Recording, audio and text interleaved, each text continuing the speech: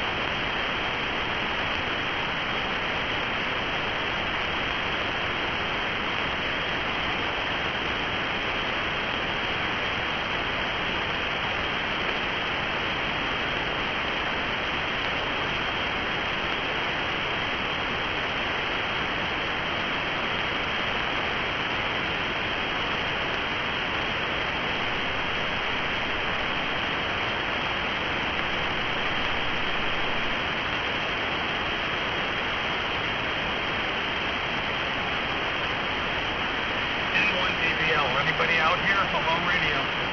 Yeah, I've been calling. N1SAG. What are you doing? I just got done with dinner. Oh, I thought you were going to say I just got done with my antenna. No, didn't start it yet. Got to do it maybe, I don't know, tomorrow I'm supposed to get my fuel pump put in my car, so if he doesn't do that, maybe I can shoot those wires tomorrow.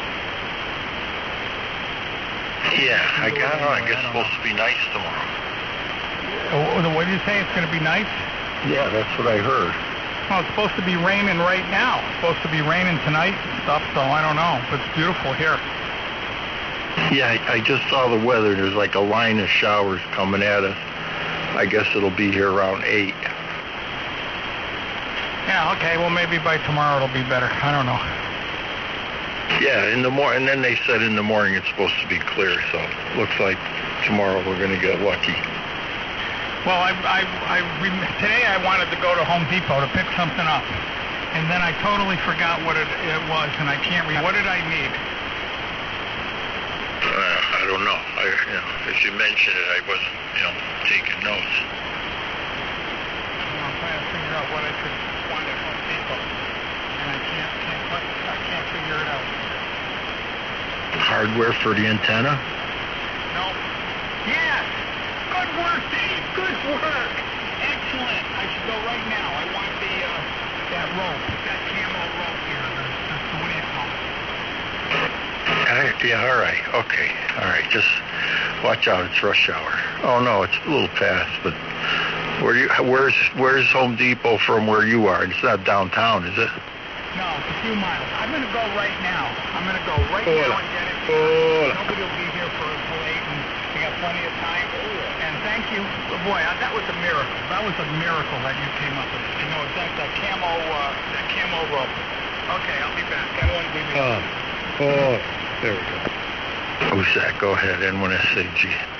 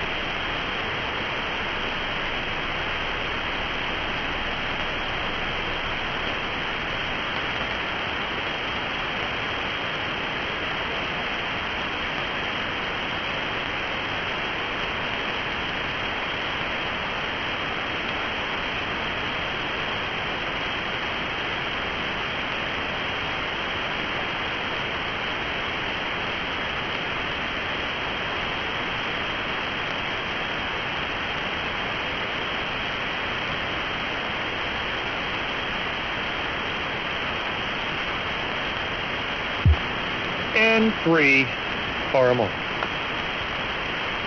Hello, Mark, N1SAG. Good evening, good evening. Ray went to Home Depot.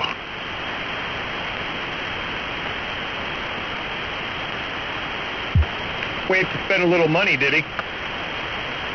He's going to get some rope, something for his antenna setup. And he couldn't have done that earlier today?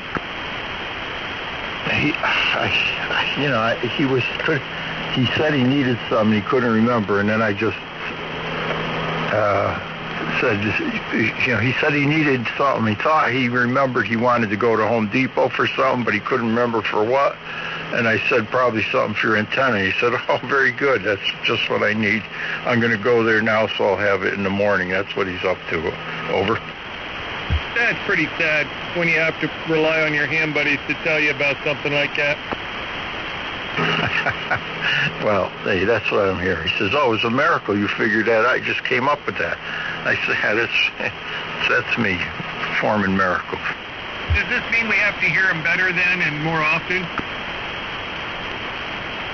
He had this antenna set up last year, and I'm so close to him because, from Sprinklefield down to here is only, we figured it out, it was only like 40 miles as the crow flies, So I really get I get him on this band during the day just as well as now, basically.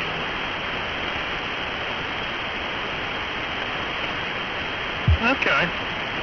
Yeah, well, he's got to do something because, man,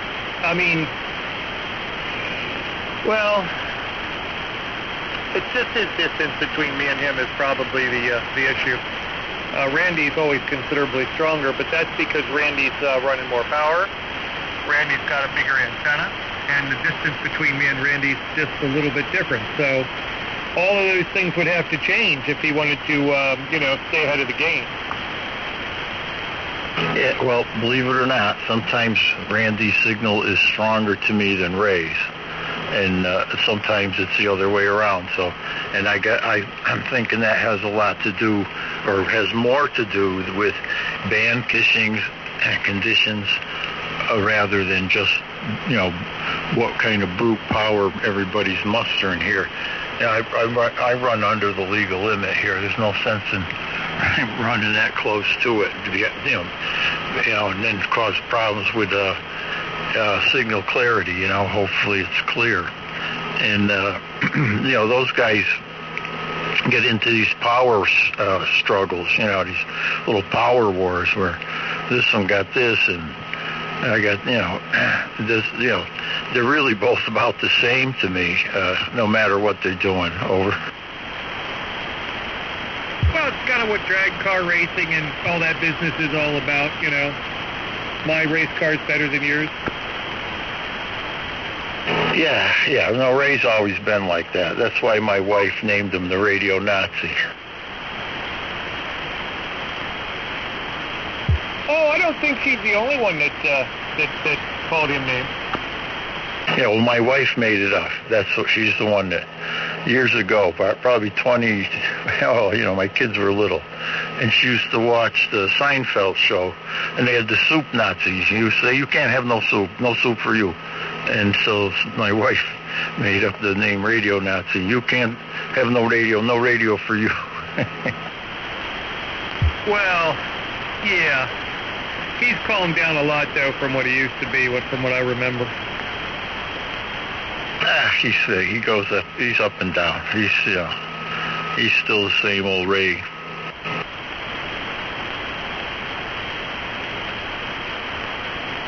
It all depends on whether or not he takes his medication. Oh yeah, it could be too. Yeah, I don't know what kind of meds he's on. Well, it looks to me like I'm going to be getting some rather ugly weather here shortly. I got lightning all up in my receive again tonight, and the sky is ominous and dark to the west, and it's getting pretty dark back there, so I probably have a boomer heading my way. Yeah, I was just talking to Ray about that before he left for Home Depot, and I saw the weather just before I came down here. And, yeah, there's a line coming, and we're supposed to get that line supposed to come over us around 8 or 9. And it's supposed to be all gone sometime after midnight, and supposed to be clear, I guess, for tomorrow. Over. Oh, won't that be nice? Well, I can rototilled today, both the pepper or tomato area and the regular area. So I got that all done, and planted a couple of the items that I'd purchased. They're getting kind of big in their little temp things there. So I got the tomatoes in, the peppers in. I have more tomatoes to get in, and now I'm going to be able to get the rest of the stuff over in the other garden. I got some other plans. I just not quite sure how I want to lay it out, but I think I want to do some raised box type gardening this year. Try that out a little bit with some of the extra soil that I still have from the mushroom soil pile. See how that works out on a couple items. So, well, I think maybe we might do a few experimental things this year. Oh, yeah, it's good to try different things, experiment with it. So, yeah, Bruce is into that. You and Bruce should chat, gardening and growing and things of that nature. Yeah, I do one every year. It's just don't always get the same results every year. Some years are real good, and then other years are, Yeah. Well, I don't know. It's all weather conditions and how much attention, I guess, you pay to the garden. You got to be out there weeding and all that, and start off right. I'm not a gardener, so I don't know nothing about it really. Years ago, we had a little garden. The kids had one. We grew pretty nice tomatoes, and every once in a while I'll get crazy. I'll buy some tomato plants and grow them out on the patio. You know how that goes. N1SAG. Yeah, and real remorse. Well, tomatoes. Yeah, I love my purple Cherokees every year. I gotta have at least 2 or 3 of those in the ground to get some of these. Get some of those every year. I look forward to that every year because I don't eat tomatoes from the store. Period. I don't even bother going there anymore. It's just a waste of time. You might as well just throw them in the garbage and don't even bother getting them. So anything like that I want to grow. That's the only time I'd eat them. And the peppers and everything. Anything I get out of the garden, it's so much different than when you get it from the store. It's just night and day. Oh, there's no question about that. Anything. If I grow something when I grew tomatoes, as the tomatoes ripen, I just bring them in the house, rinse them off, and eat them. Because they taste so good. So different. Oh, yeah, you couldn't do that with the garbage from the store. They don't grow it in soil. It's all hydroponically grown, and just doesn't have the same appeal. And hopefully this year I'll get some good carrots, could use some of them, and I got some beans and a little bit of squash, a couple other things I'd like to get in there. Got plenty of room for lots of different things. I'm not growing corn this year. Ugh.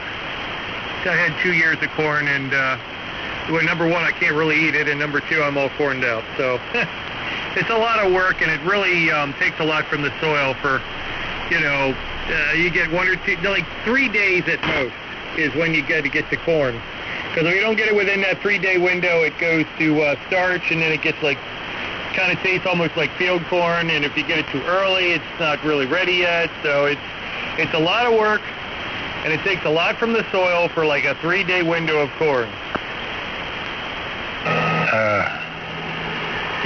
Yeah. Well, whatever it takes. You grow corn? Yeah, I grew corn 2 years ago. I had it 12-foot high. And you just eat, cook up the ears and eat ears? Yeah, I did corn on the cob. I sliced the corn off the cob and froze it and had it throughout the winter and later and all that. But still, I don't like growing a lot of corn in the garden because it takes a lot from the soil. It really works hard on the soil. It steals a lot from it. You got to put a lot back into it. And then, of course, you have to deal with all the stalks and everything and kind of get most of those out of the way. so that when you till it, that you're not all binding your tiller all up and everything. So, yeah, I think we'll just take a break from corn this year, and we'll just grow some things that are closer to the ground and more of my liking that I eat on a regular basis. I'd like some nice fresh lettuce from the garden. That would be nice. That's why the farmers don't grow corn in the same field. Huh? Every year they rotate. That way they plow other root systems and whatever fertilizer they have to add to get the soil to work right. Cow manure or whatever they use, I don't know. But it's a lot of work, gardening, anything. I know it's just me trying to keep the yard, My wife's out there today, looked at a tree, she says, I want you to pull that little bush out, plant another one just like it, So you can't, I can't win.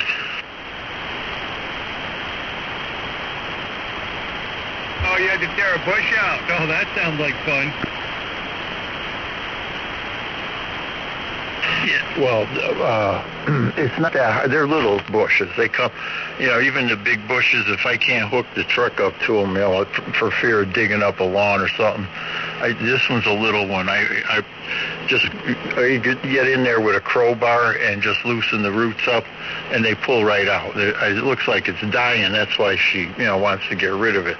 It's got a few flowers on it. It used to have nice flowers, but it's got all black fungus all over the stalks now, and branches. So something got at it, and it's, I think it's dying, Oh, yeah, if it's got something growing on it like that, it's sick. Yeah, get it out of the soil.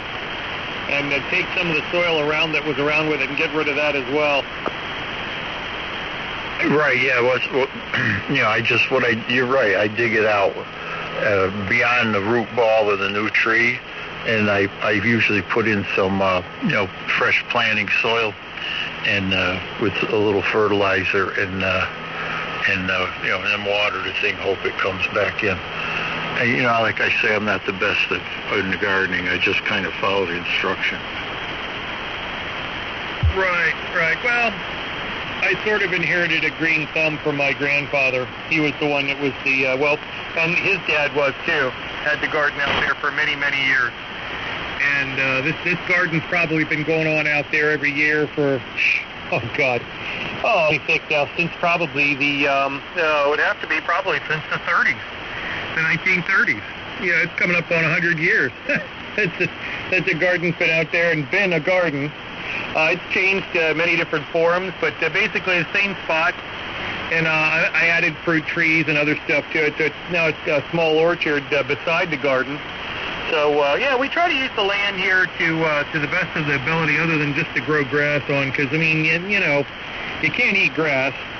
And why spend the extra money at the grocery store when you could just, with a little bit of work, it doesn't require a whole lot, a little bit of work, you can plant stuff and you can grow your own food. You can grow the kind of stuff you want to eat, and you don't have to worry about pesticides and all these chemicals that are all over it and all this business. Of course, it, doesn't sometimes show up perfect like you get it at the grocery store, where it's absolutely spotless and there's a little tag on it. But, like on the apples, if there's a bad spot on the apple, you just cut the bad spot out and eat the rest. Right, yeah. Well, we all do that. Yeah, well, there's nothing wrong with growing your own food if it's grown right. It always tastes better than, what you say, you buy stuff from the store, the tomatoes. Once in a while, we'll get some organically grown tomatoes that taste pretty good, and that's the ones I try to shop for now. Most of the organic stuff beats the brand name, usually. That's not always the case either. Well, a lot of this organic stuff you have to be careful with, too, because just because it says it's organic doesn't necessarily mean it's really top-shelf stuff. It just means that the ground that it was grown in hasn't had any pesticides or herbicides on it for at least 3 years. So the soil could be absolutely worthless. And they're growing stuff in it and calling it organic. So you got to be a little careful with all that. But, So, it's just something I've been kind of carrying a torch for my grandfather, and I enjoy the benefits of it as well.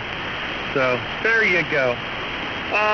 Let's see what else today. Oh, I got some more waste oil today because the one guy called in the garage. He said, you got to come over and get this stuff because I'm running out of room for it. So I had to go make a run for 60 gallons of waste oil, bring that back. Talked to a buddy of mine. He's got a transistor for me and a diode, so I'm going to go over and get one of those and build the little circuit for my keying circuit for the amplifier and whatnot, so I don't have to sit here with two hands to key the amp. That I got confirmed today. I have to go pick that up late. And it was a beautiful day here today. We had a high temperature, I think, of 77 degrees with our high, N3 Ormo. Hey, we didn't quite get there. We did get to about 65, 67 maybe. And that didn't happen until about 5 o'clock, 4 or 5 o'clock this afternoon. And now it's getting cold again, so. Well, what are you going to do? It's that time of year. More rain. This Tuesday for us, coming up Tuesday, they're predicting roughly 2 inches of rain possible. Well, yeah, they're talking about 50s on Sunday for us here. That's a little chilly. Yeah. Well, this morning was 50 here, so in all day it didn't get much. I think it got to be 55. Like I said this afternoon, it warmed up to 60, 65, but yeah, it's just still kind of. But we finally got some leaves out on the trees. They're not, all fully leafed yet, but they're mostly out. And the birch, what do you call soft maples and things like that come out real early. And I think the oaks are just starting to show some signs of life too. So.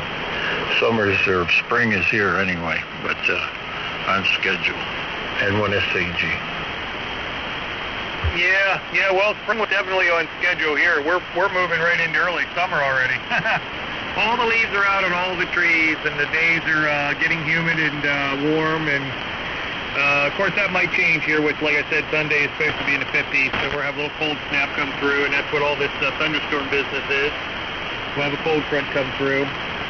But that's all right. It's not going to get that cold.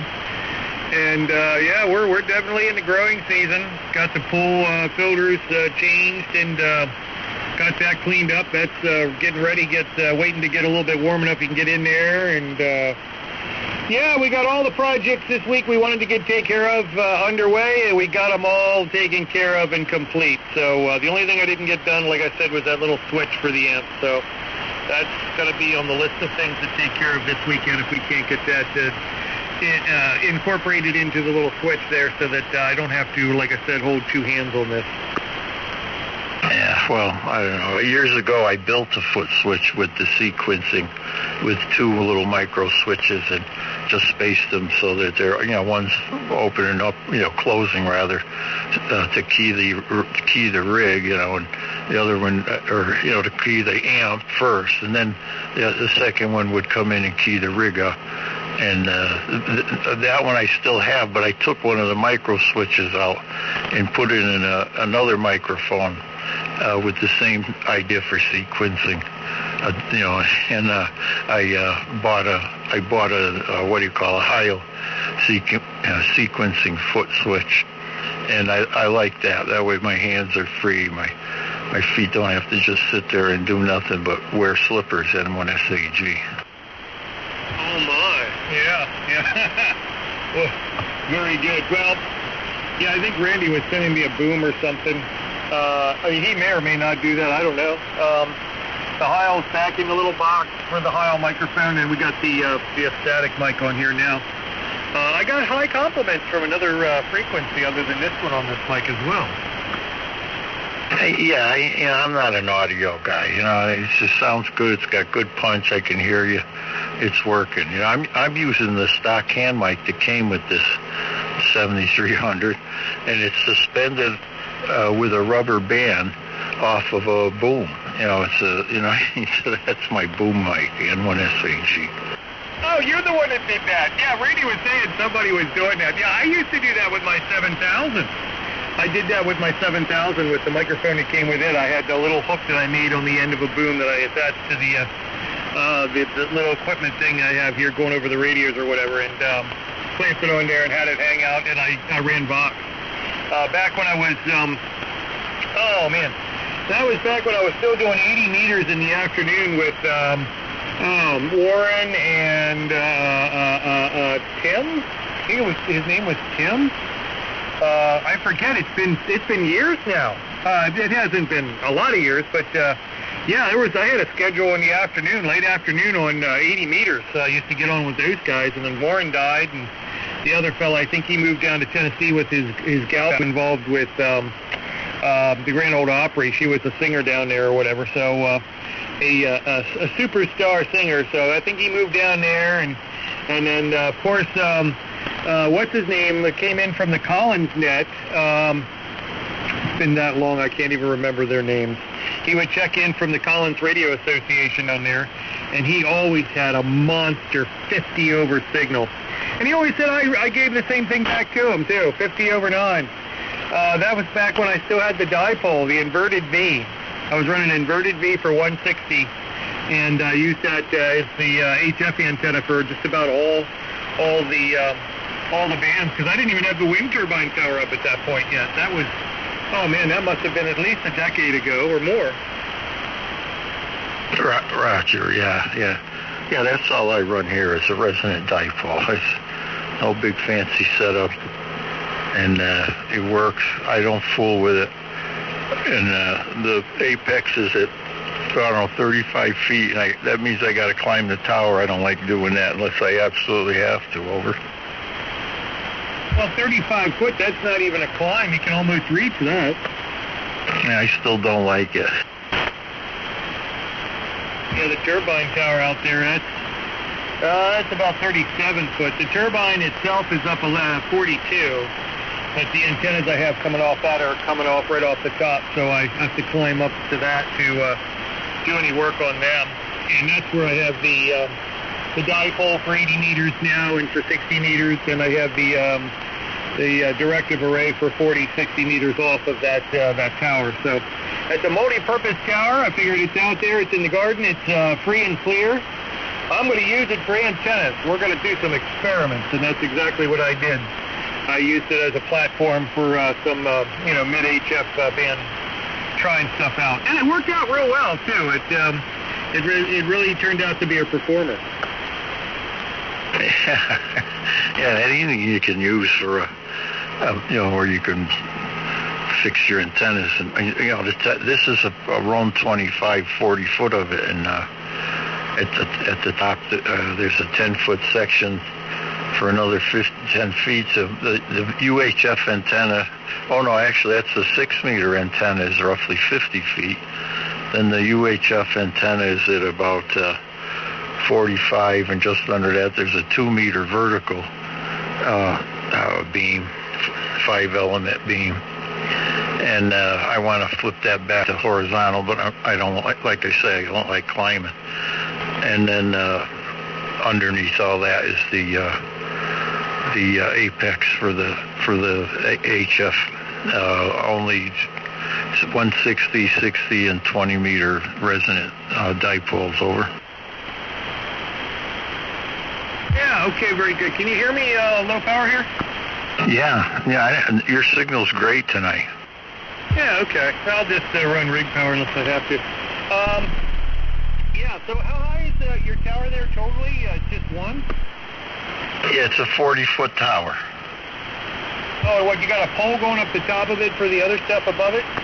Yeah, out of the rotor. Yeah, the rotor's inside the underneath inside, and then there's a 10-foot piece of aluminum mass going up, and the 6-meter 432, and then 2 meters, and then the bearing of the tower. Yeah, okay. Yeah, very good. Yeah, I could, I probably should have went up another 10 foot on the turbine tower, but I didn't. So, actually what I had to do is I had to stay with the parameters of the fall radius of the tower within 10 foot of any structure. The borough made me do that, so that's kind of why it got limited to where it was.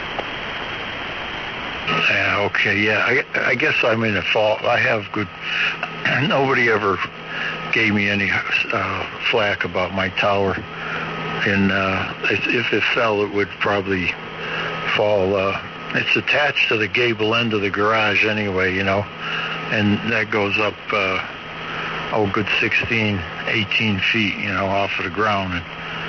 And so it's secured, and then there's guy wires, too, for case there's high wind. So I just don't like, climbing doesn't. I get up there. The heights bother me. Not when I was a kid, I used to climb trees. Never bothered me, but now it doesn't make me feel that comfortable, you know. WQMUR. Good evening, fellas. WG2E. Well, welcome aboard, fellas. Go ahead, say something. Hey, Carl. You and I came on exactly at the same time. Oh, hi, Mike, Dave, Mark. Good evening. Hello, Dave and Mark. And Mark, the proud owner of the 7300, ladies and gentlemen. And you're sounding great. And you got a different mic? Ah, yeah.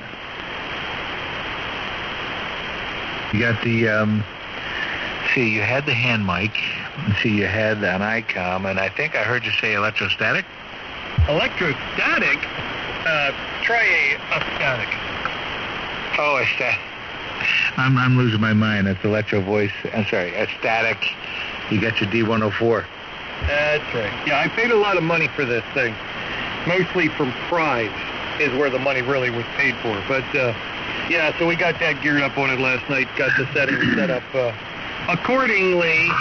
I said I sound good, but once again, I have no idea because I don't listen to it. You do. Kilowatt, Bravo 2, Zulu Victor Papa. Well, I have my hand over my heart. Randy, good evening. Hello, Good Michael. evening, Randy. Hey, hello, David. Yes, hello, Toad Harbor. Hello, Marcus. Greetings, Earth beings. You sound better than you've ever sounded to me. I mean, I've never heard you sound as good as you do right now. Cool. What mic is that? This is the Golden Eagle. The Golden Eagle. Well, it's sounding good. You've got it sounding really good. Better than the other mics for sure. I like it a lot. Or as I call it, electrostatic. Yes, the electrostatic gold-plated microphone. Well, whatever. It sounds good. What's happening here, good Toad Harbians? How was your tours today? Oh, they were good. They were good. The guys were thrilled, and actually, so this is they're building a new brewery. It's called the Matt's Brewery, and they brought all kinds of beer, and to, for the guys to share. And they bottle and produce, whatever you want to call it, a Utica Club, and they do Saranac. The Saranac, like root beer and ginger ale and different types of beer. But so we have a whole, like a 24-pack or just about that of Utica Club out in the fridge, getting cool, and we're going to bring it down back east tomorrow. No, Sunday. We'll let my son try it, and Mitch will try it. My stepson try it, and I've never had it before. But it's like the old timer beer, right? The Utica Club. So we're gonna bring some back for the young guys to try. We used to party with that when I was in high school. Yeah, so did I. And Schaefer. Yeah, Schaefer, right? Yeah, no, I never had either.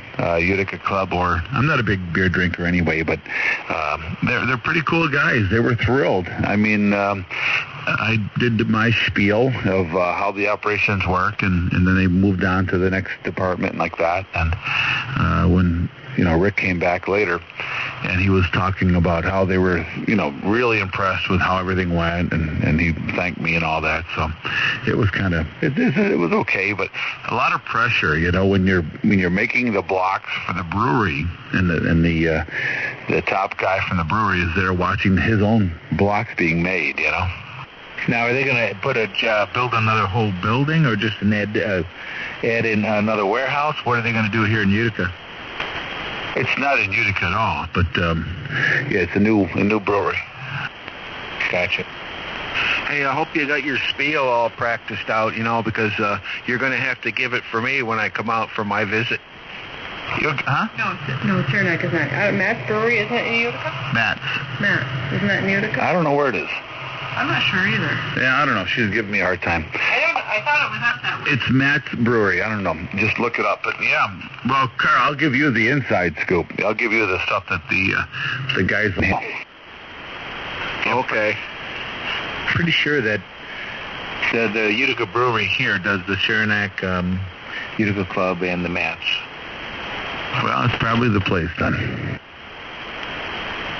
I don't know. It's just kind of neat. You get to meet the people that are, going to be in the building and all that stuff. It was a good time. We had a good time today. It was a good day.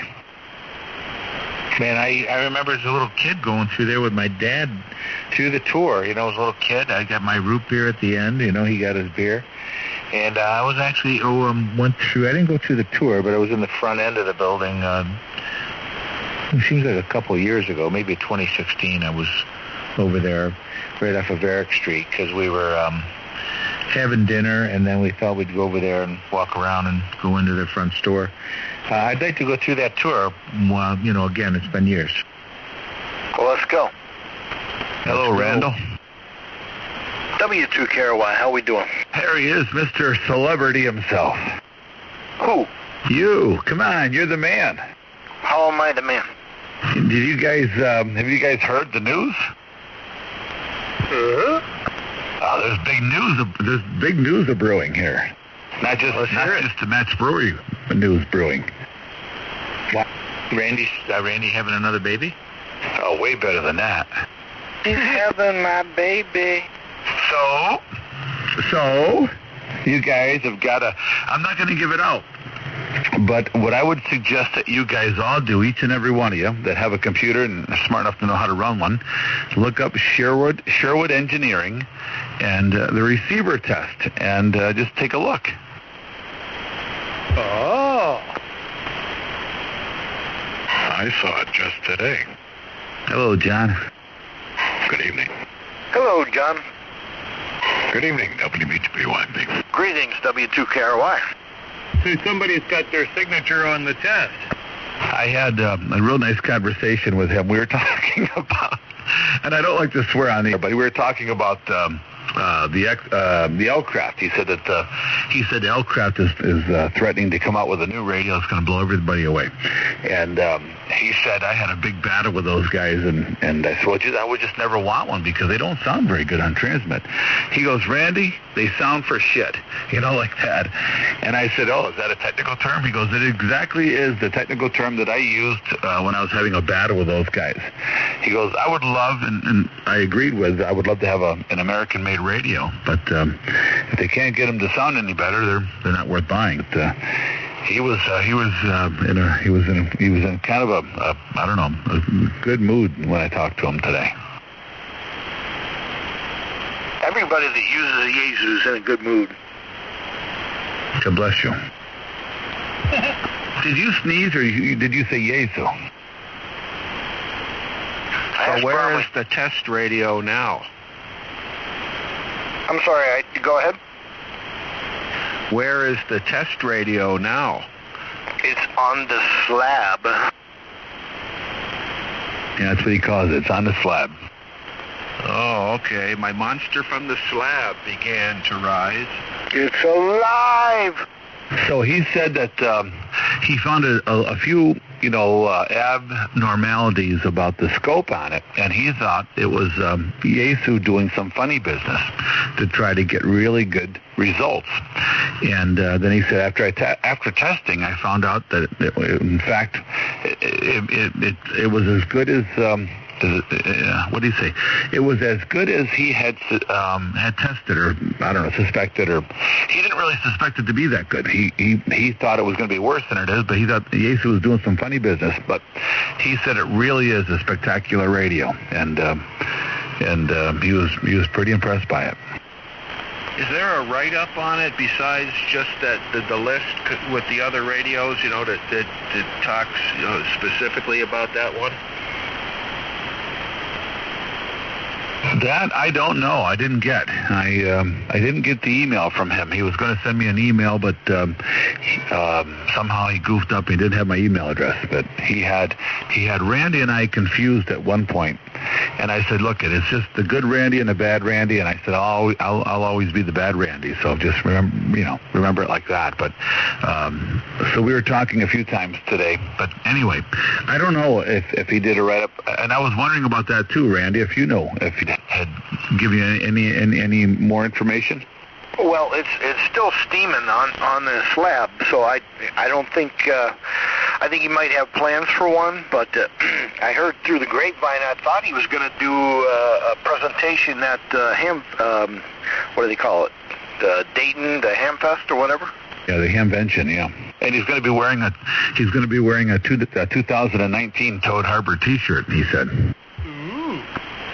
Wow, it's wonderful just to be a part of all this. Well, you're not until you pay your dues. Oh! Just saying. I seem to recall somebody rejecting my payment at one time. You can never say that on the air, Carl. It was between you and I. Okay, well, then you can't make me look bad like a delinquent either. Well, I there's won't nobody reject your payment. here that doesn't look bad once in a while. Yeah, they make me look bad on a regular basis. No, you make yourself look bad. Yeah, But you embellish it. We just take advantage of it.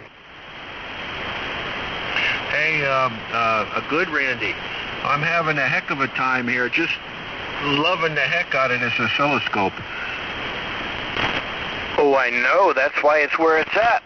Because I knew you. Once you locked eyes on it, you two would end up in the basement together. Oh yeah, it sits right by the workbench on its little heart there, looking right at me, and little cables. I bought some 1 and 10x probes for it. The cheapy ones, I guess they're probably not too great, but all the ones that I had from you were like 100x. So yeah, I'm making headway. Carl, I thought you'd have that thing hooked up as a station monitor or something. Well, it's kind of across the basement here. It's over in the laboratory rather than the operating position. I'm back. I'm a hypocrite because I've got mine in my office, and I've fired it up maybe 3 times. You went to Home Depot and got back that fast? Yes, I did, with my 500-foot roll of stuff. Uh-oh. I see. I knew when I put the rope up in the tall tree, he was going to get nervous. Mike, you are right. What's that? He's finally been shamed into doing something about the antenna, I take it. Mike, I'm telling a lie. Just go along with it, will you, for crying out loud? Oh my God. I need a new wingman. This guy's not cutting it. Nah, he's not up for the job. Randy, you're smarter than Mike. You're taking over. I thought that was all. Oh my God. Ooh. Somebody's got some fog. There was only 5 people talking at the same time. I heard you, but you were overpowering everybody. How about that? Well, 17 of the other ones that are in here all kept up with it. If I had spare tubes, then I could run the amp at a higher power level. That was not fog. That was the loser bell on The Price is Right. Come on. Well, it sounded like a foghorn to me, like out on the bay. I refer you to my last comment. 83 Go slow, Randy. He's from Pennsylvania. So am I. He must be from the wrong end.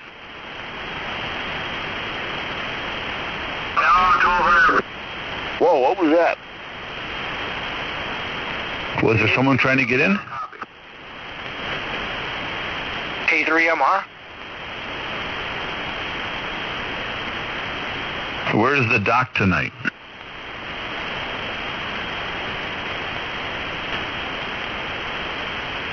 Stay here. Bravo 3, Mike Echo. How copy, guys? Mike Echo, go ahead. Yeah, new radio. FT101ZD Mark III. Just back from repair. D104 microphone. Oh, boy. How's she sounding? Oh, you're readable, for sure. Any distortion? There was. Yeah, I was going to say something. It sounded like you were driving it just a smooch hard, but...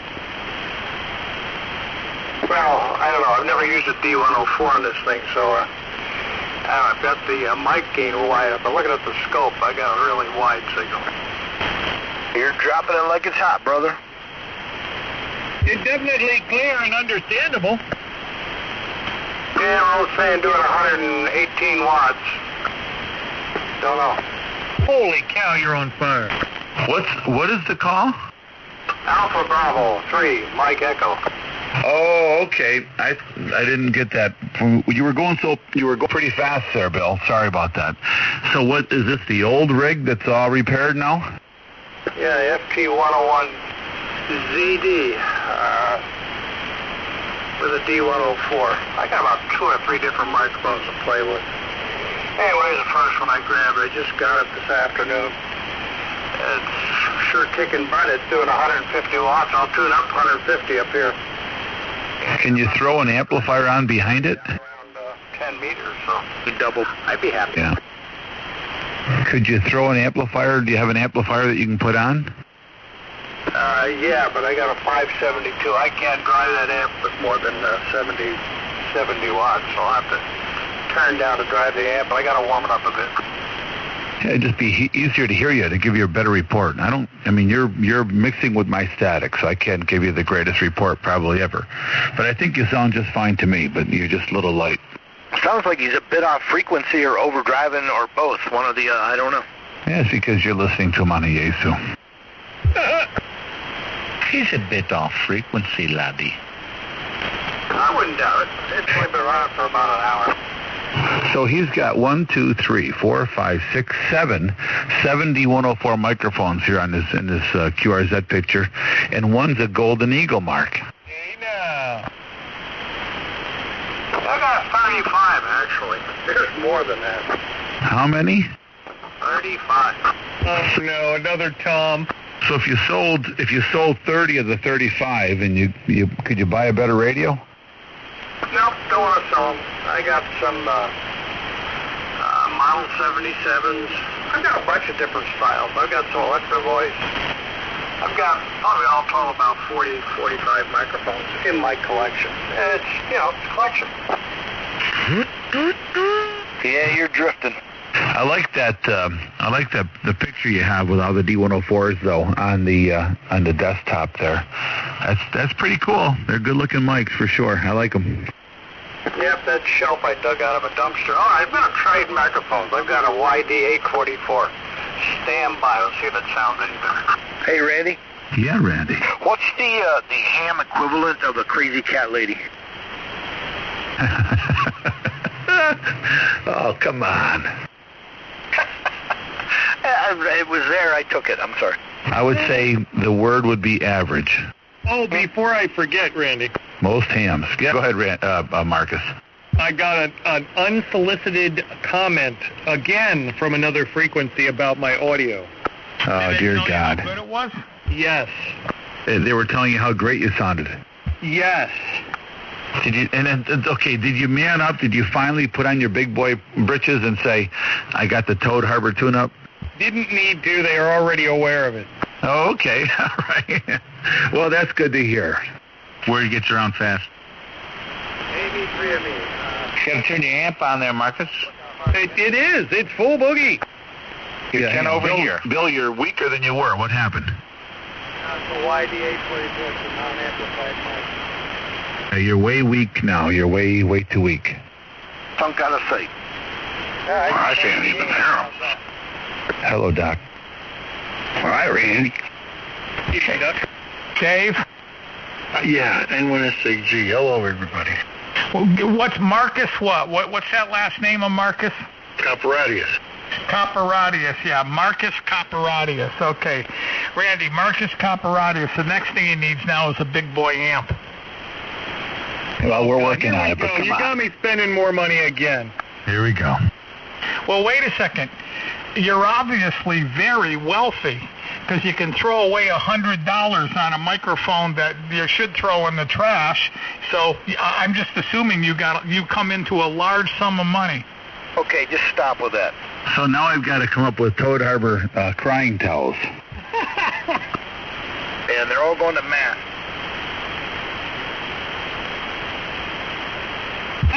You know, Ray, I just think you're being maybe just a little tough on that mic. I mean, that mic has to live its life, too. Listen, do you think I would say that to you, especially you, we like you? You know, that's the whole point. It doesn't matter if we like you or I hated your guts. I still wouldn't lie.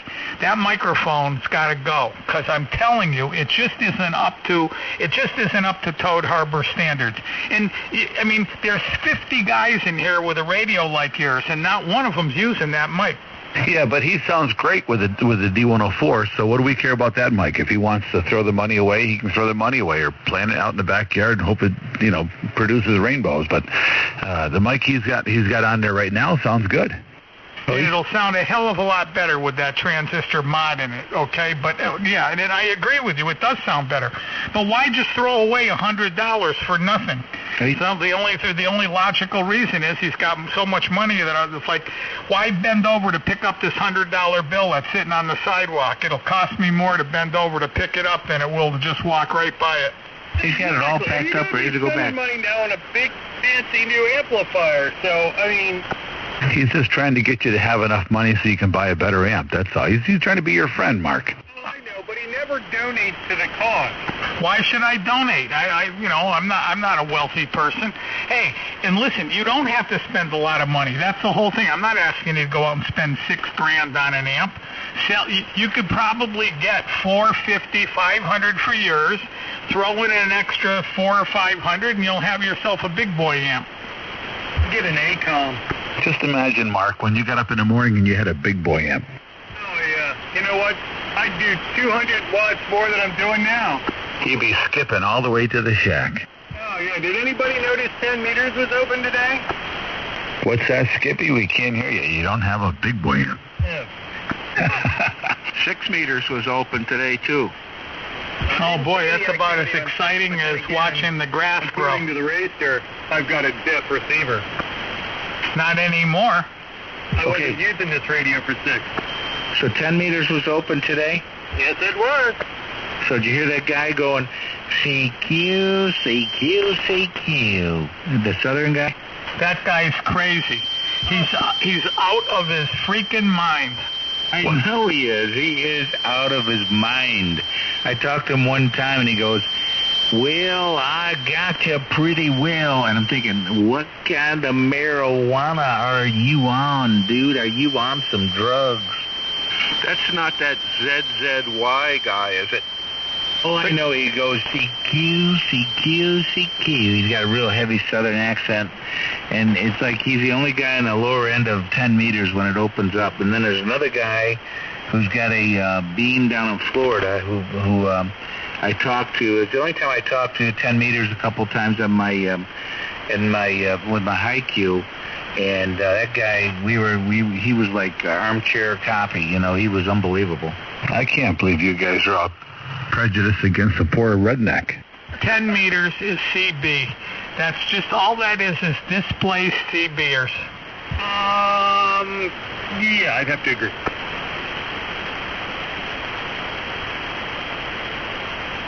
It didn't used to be that way, Ray, about 15 years ago. But here lately, I'd say within the past decade, yeah. Yeah, but you got to think, okay, you can say that if you want, but I used to be on 10 meters. I used to like that a lot. But if you listen to any of the ham bands, it's gone that way. Any of the bands. I mean, any ham bands have okay, you go to the bus stop, it's gone that way. You go to church, it's gone that way. You go to the Price Chopper, it's gone that way. So people have just gotten a little bit different. That's all. It's a new, it's a new normal, I guess. Well, thank God, thank God. I was beginning to think it was me. Everybody else is still in society. So did you see they had that terrible shooting out there in Colorado? Then they had the Oh, boy, I can't think of it now. I'm just too beat up tonight.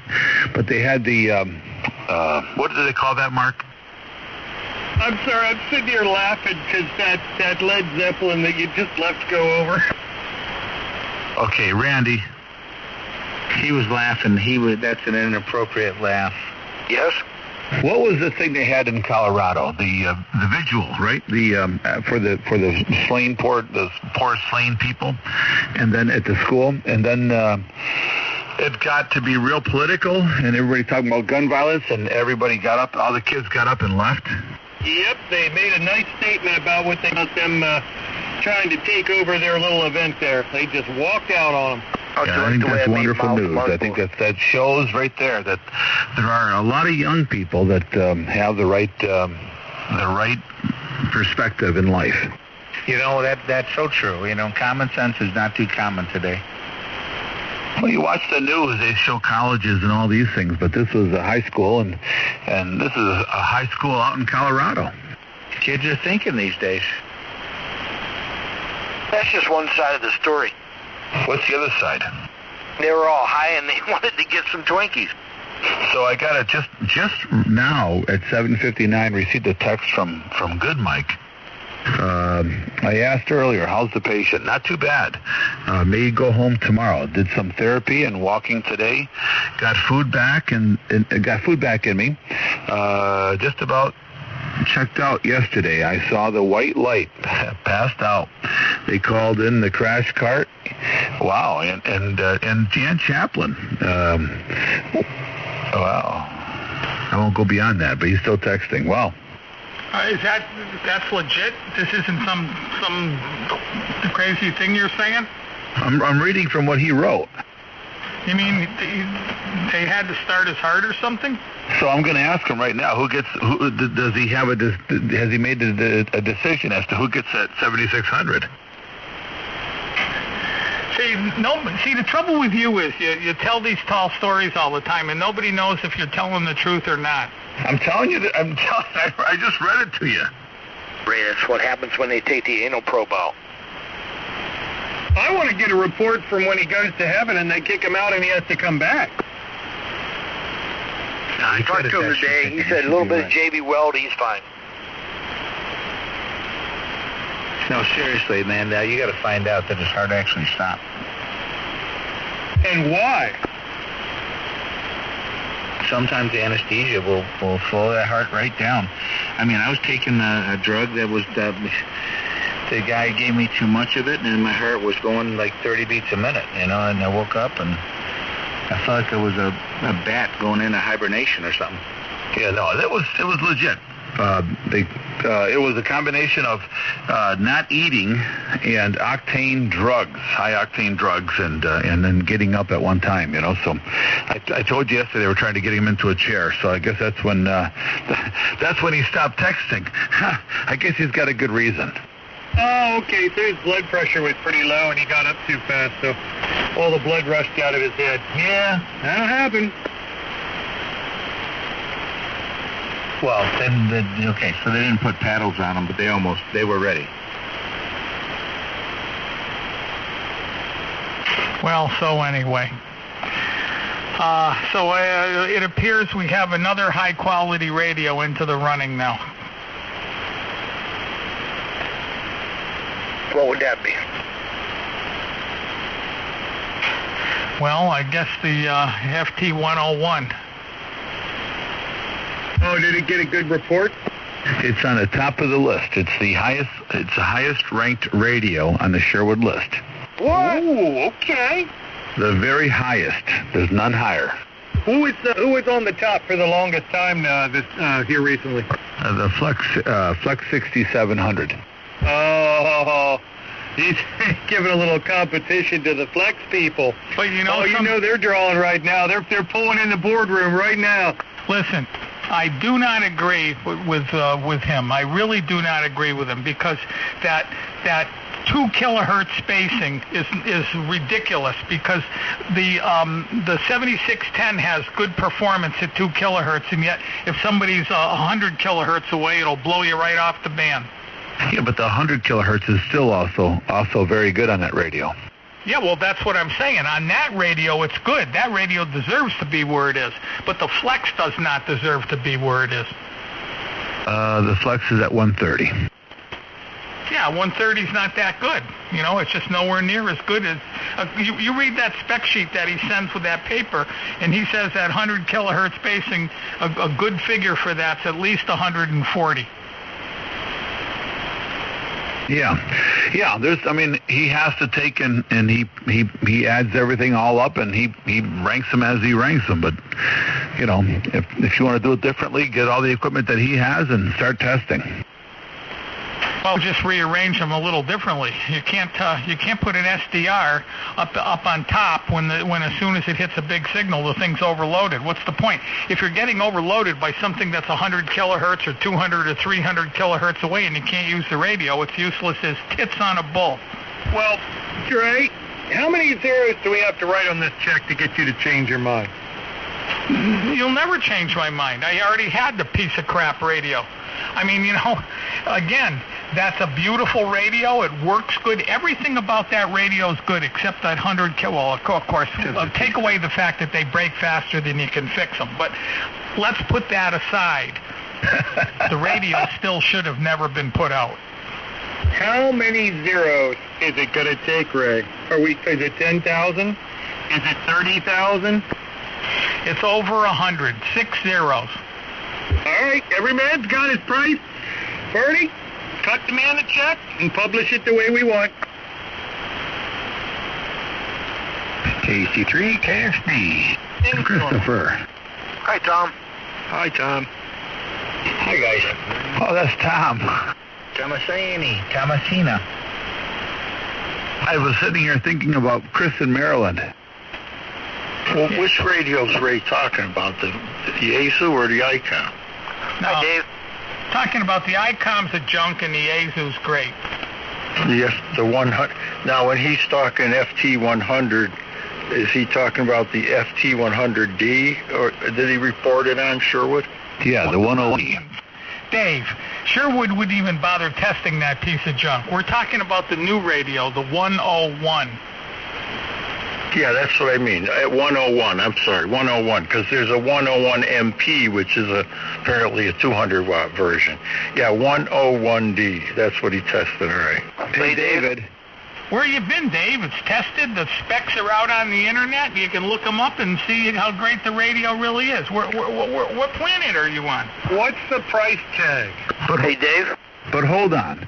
You have to understand, Dave, it wasn't just any old 101D that was tested. It was a Toad Harbian radio that was tested. Oh, really? Who's calling my name? Go ahead, Mark. I just wanted to know what the price tag is it. $39.95.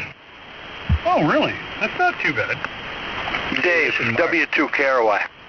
Hey, Mark, there's a... for $1,800, you can own an Ameritron AL. Or Mike, you can go ahead and talk. Mike, why don't you wait your turn?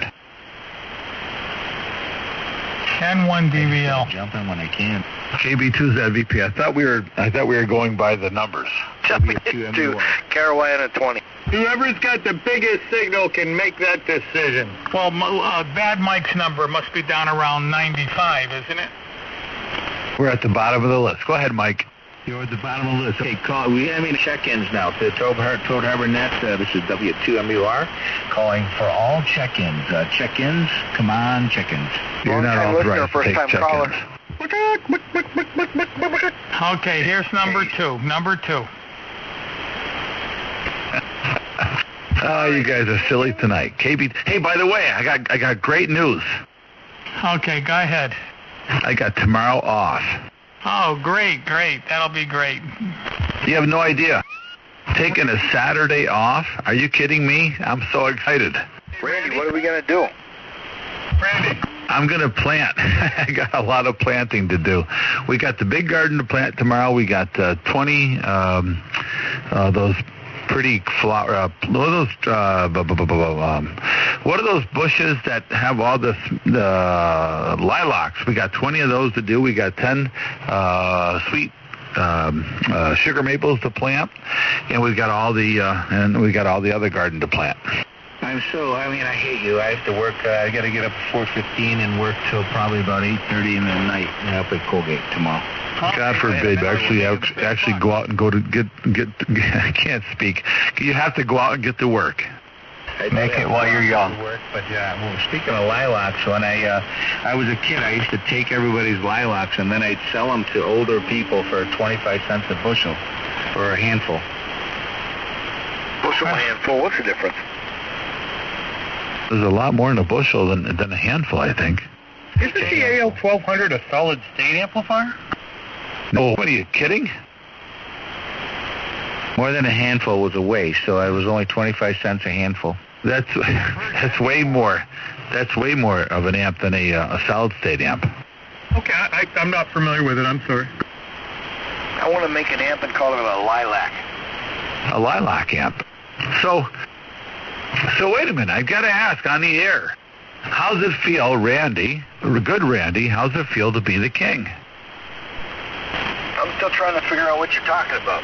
You know what I'm talking about. Don't be bashful. No, I don't. Randy, we're proud of you. We are proud of you. You made it big. I was afraid that the thing was going to come out to be a dog or something. And I am absolutely, positively. I couldn't be any happier. I'm thrilled. Hey, I have a motion. We have a motion. Good Randy for number one. He is number one. We can't motion that. I'm looking at the Sherwood test. He's already number one. Okay, just as long as everybody knows it. Good Randy's now our number one. I'm number two. The bad Randy's number three. All I can say is thank God I haven't got to keep buying T-shirts every year because I'm going broke. Am I one up from the very bottom yet? I think you're one ahead of Bad Mike. Okay, thank you. Bad Mike. Baby. We're in the top 100. Bad Mike. We had to work hard, Mark, to get there. I'm just glad to be here, period. Look at the bright side, Mark. You're moving up fast. Hey, Mark. I'll tell you what, though, if I got a brand new 101 and got it on the air, I'd be instantly everybody's friend. No. You have to buy a Kenwood. You're a Kenwood guy. Stick with the Kenwood. The Kenwood's the way to go. It's still got the best 100 kilohertz dynamic range. Hey, Mark. But then, Ray, look at it this way. Yeah, I'll be with you in a sec, Ray. Look at it this way. I have a Kenwood. I now have an ICOM. And if I got that one, I'd have a Yaesu. I'd have a representative of all three here at the shack. The Kenwood you have doesn't even count. Mark, there's a lot of people and a lot of nets that would love to be where you are. What do you mean? You said you were happy to be here. There's a lot of people that would love to be where you are. Oh, well, I don't know, because usually half the time I hear there's people complaining about this frequency. Yeah, that's right. And what's that tell you? Tells me they can't get the job done. That's right. They're listening, but they can't get the job done. Okay, I have a question. What it takes. Go ahead, Randy. Hey, Dave. Yeah. All right. Now that we got it all to ourselves for a second, it's the new. Years ago, there used to be an FT-101. It was named after the Hijiki Shishama, whatever his name is, the grand guru there of Yaesu. Now they came out with the FT-DX-101, and there's a D, and there's an FT-DX-101 MP. So I got the D because I've got the Quadra. I don't need the extra 200 watts. Hideki Shuma, what? Is the 200-watt version. So I hope that explains it for you. You said Hideki Shuma? Right, yeah, Ducky Shuma. N1SAG. Yeah, I'm looking at him on the picture, on the inside picture of the front cover of the QSC magazine, and I just accidentally said 100, but it's 101D. Yeah, no, very good. Looks like one hell of a control panel on it. Yeah, Ducky Schumer. He's Senator Schumer's son. Hey, don't you go wash your mouth out right now. Don't ever say that word on here again. He's my man. No. No.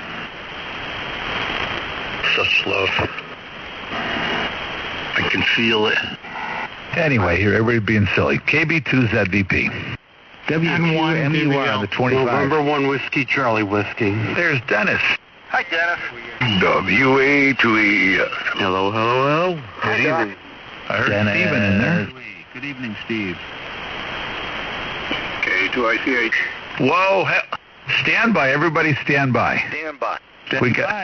We've got a new guy in here. Who's that, ICH? Yeah, I figured I'd jump into the pool. How you doing, Joe? Good, how's everybody? All good in the Toad Harbor Hood. I think you can tell. Yep, sounds pretty wacky. We're standing by. So are you happy that the Yaesu took the top of the top rung of the Sherwood test ladder? Yep, that's what I was waiting for. That's going to be my new one. I thought so. Other in Joe. What's that? The only other guy on here with the Mark V, right? Yep, that's me. Sweet. I kind of figured you'd be liking that. Hey, Yep, I was liking it. hey, Joe. Yep. I happen to have a slightly massaged, signed 101D for sale. A what? You mean a new one? Yeah. His radio is the one that Sherwood tested. He tested the radio that's on that chart is Randy's radio. Seriously? God's honest truth. Yes, it is. Wait, I'm going to have to verify that because nobody would ever believe Randy. Yeah, he's telling the truth this time. You're an ass. Everybody, that's my buddy right there. That's my buddy Ray. That's wrong. Well, I figure if I After all verify it, sticking then up you everybody will do know for it's him. true. You know, Dennis, I'll sticking up all the carrying that I do for him. Carries the water. Yeah, so you could buy that. I'm sure you could buy that radio at a very, very reasonable price right now. What do you say, Randy? Maybe like $49.95? 6,000. No, this one's got his signature on the side. It's been the object of the test. I'm thinking I'm feeling good today.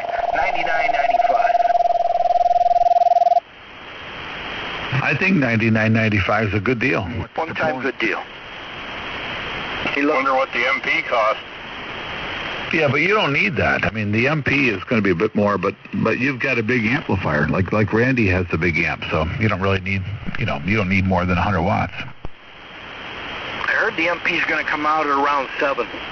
What? No way. Whoa. Yeah, somewhere between 5 and 7. Yeah, it's a bit much for a couple 100 watts. It's kind of useless though. I've got a 200 watt radio, but what would you? I mean, if you've got an amplifier, why do you need a 200 watt radio? The only reason you need one if you're running a 3CX 3000 or a 3CX 5000. That's the only way you'd ever want one. Use it for mobile. Yeah, that's true. If you had the right amplifier, then a 200 watt transmitter would be okay, probably. Mobile in a dump truck. That's right. You just put that right on your dash. You cut that dash out and put it right in. Yeah, Randy's good at that. Take out your saw, build it right into the dash. That'd look cool. Forget that. We'll use a plasma cutter. Yeah, just take out, sell the ALS 500. You guys are in rare form tonight. You know what I was just doing here? I just put the meter on that the meter that I use behind the ALS 500 mic, and this meter reads a lot lower, not a lot lower, but 100 watts lower than my the other Daiwa or the CN 801. So when I was reading 300 watts out of the 80 or the ALS 500, it was probably more like 400 watts. You know what I found? I found that I've got to put Faraday cores on the in and outs of the 801, or it changes the reading, especially on 160. The 801? Yep. What? Yeah, no, and also the power cord, the little power cord that powers it, I wrapped that. I've got about 6 windings in a Faraday core. because I find that on 160 it tends to read inaccurately if you don't isolate it with some ferrite, both the power and the ins and outs. Wait a minute.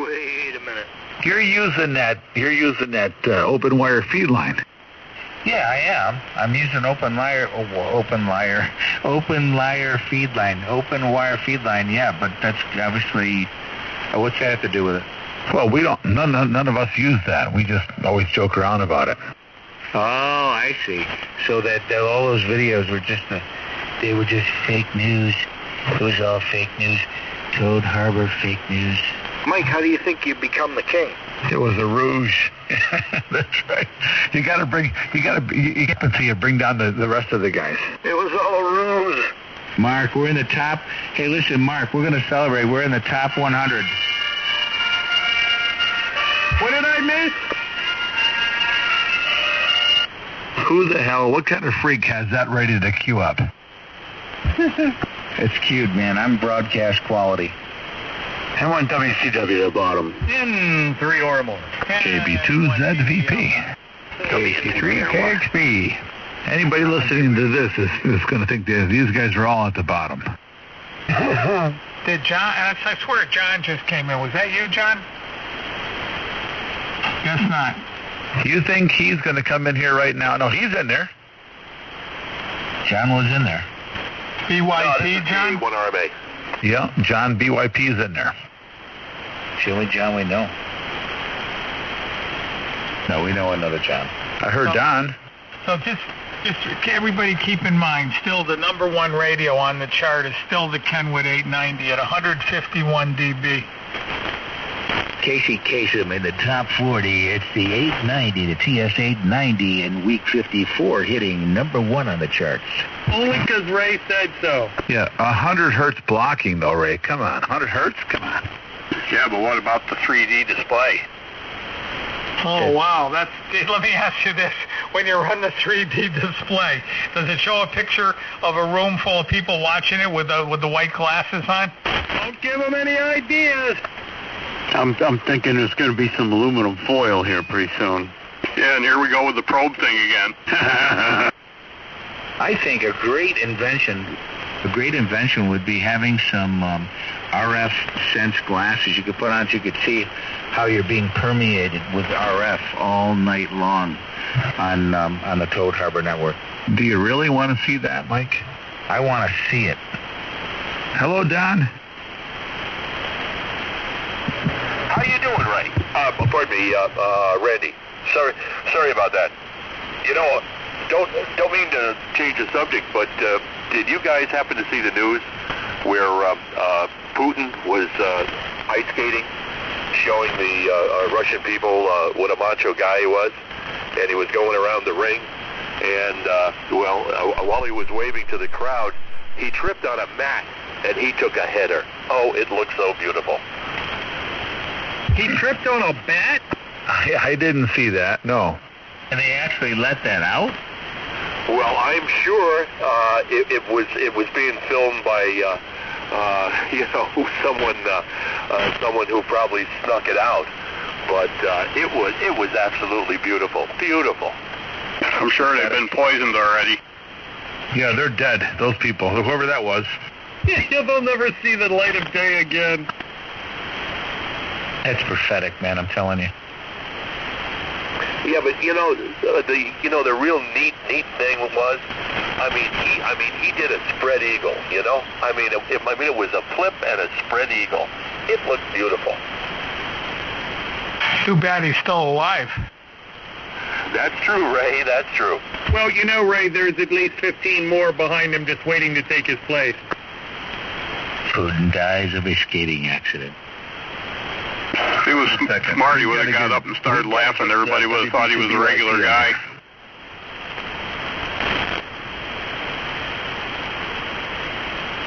There's nothing wrong with getting along with Putin. There's nothing wrong with it. I called him just last week, talked with him about 50 minutes. He told me he was going skating. I told him not to go. Believe me. It's spring over there in Russia. Why are they still skating?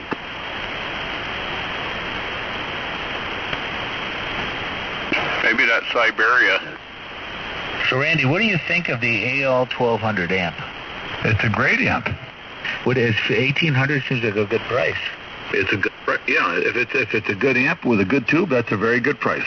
This thing looks like brand new. Of course, it's on Facebook, but it is. I hate Facebook because they don't put their call signs on here. But 1800. Oh no, he says you could pick it up at Dayton. He's going to Dayton. Yeah, that's a very rugged, very robust amplifier. That's a keeper right there. That's a good one. Yeah, that's a How much beast. is the tube if you needed to replace it? What's that? How much is the tube if you needed to replace it? Chances are you won't have to replace it, but they're not cheap. You know, it's an expensive tube. Is that that metal tube? Can we define expensive? Yeah, they're like 12 to 1300. Okay. So the 1200 in the tube nomenclature is the actual amount. He just threw a taco at you. A sloppy taco. Yeah, $1,300 and he creamed. It's an expensive tube, but it's a very, very robust tube. I mean, if you had one good tube and you didn't kill the amp, or you didn't do something really, really, really stupid, it would last you the rest of your life. That's right. He's a half hour from the Hamvention. Whiskey Alpha 8 Alpha Delta Hotel is his call.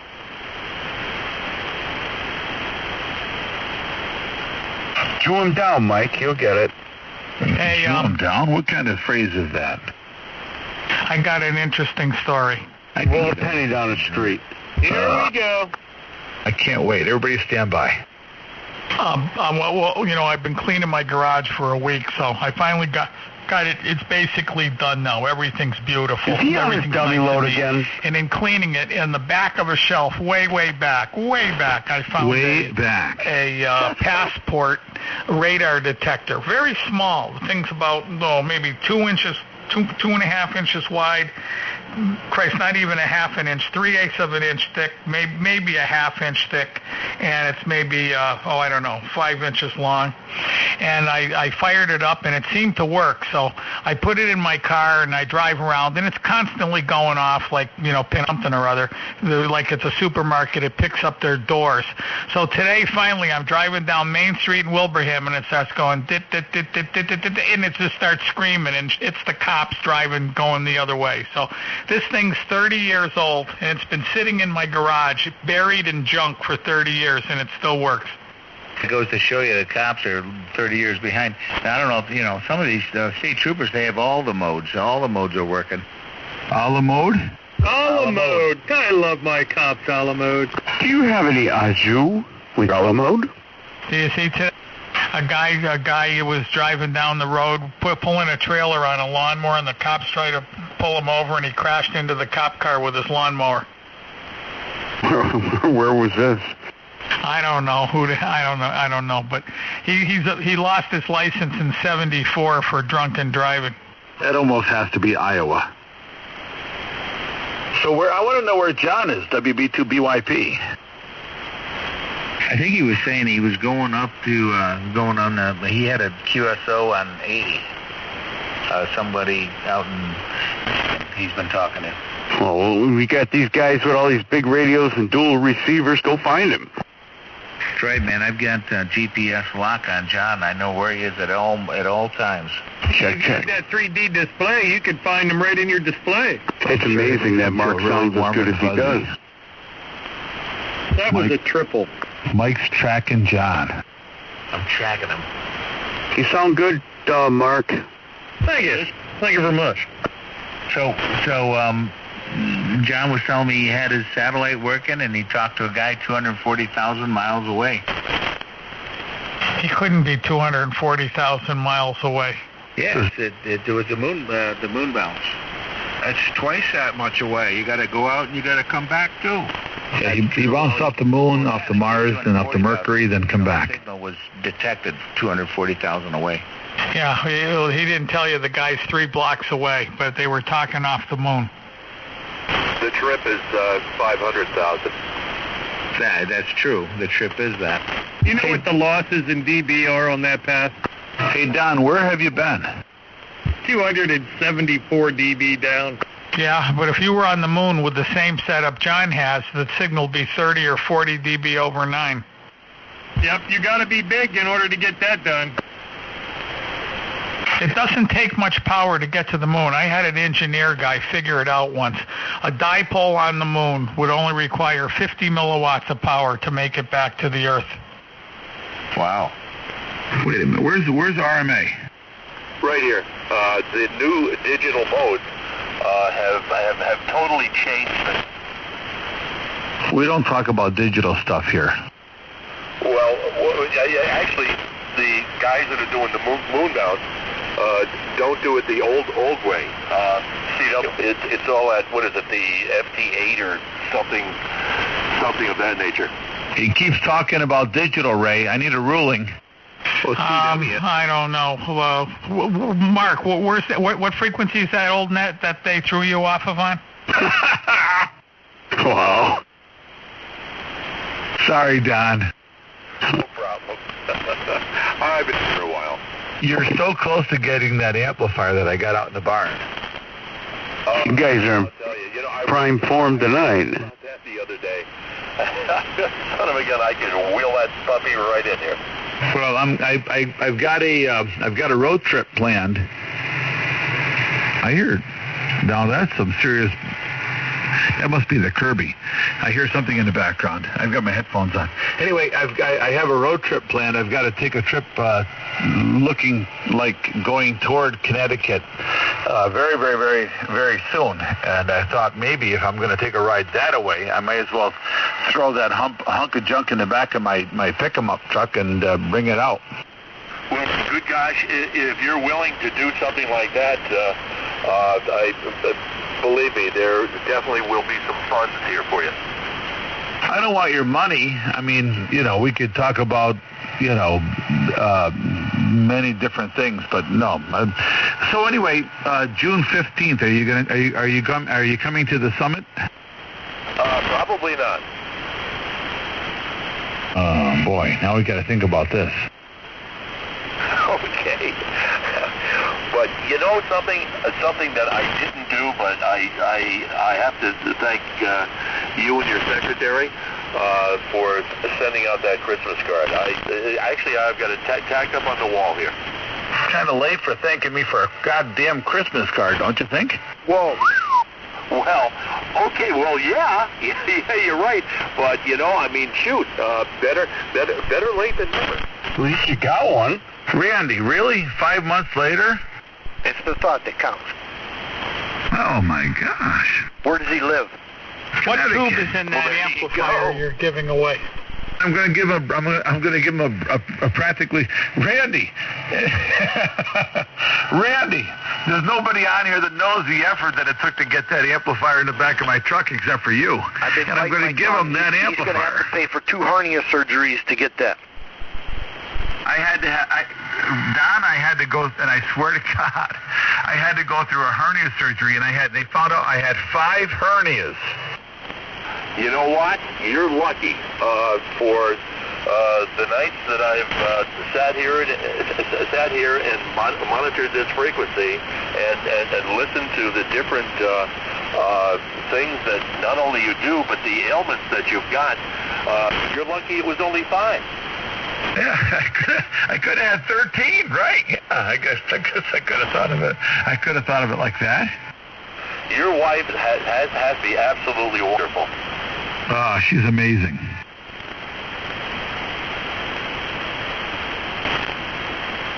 That's basically why we call her the amazing Maureen. I would guess so. I would definitely guess so. Marvelous Maureen. What's that show that she watches? The Marvelous Miss Merkel? Somebody's wife likes that. I guess that's Russ's wife likes that, right? Miss Maisel. Miss Maisel. How do you know about that? I know all. Carl.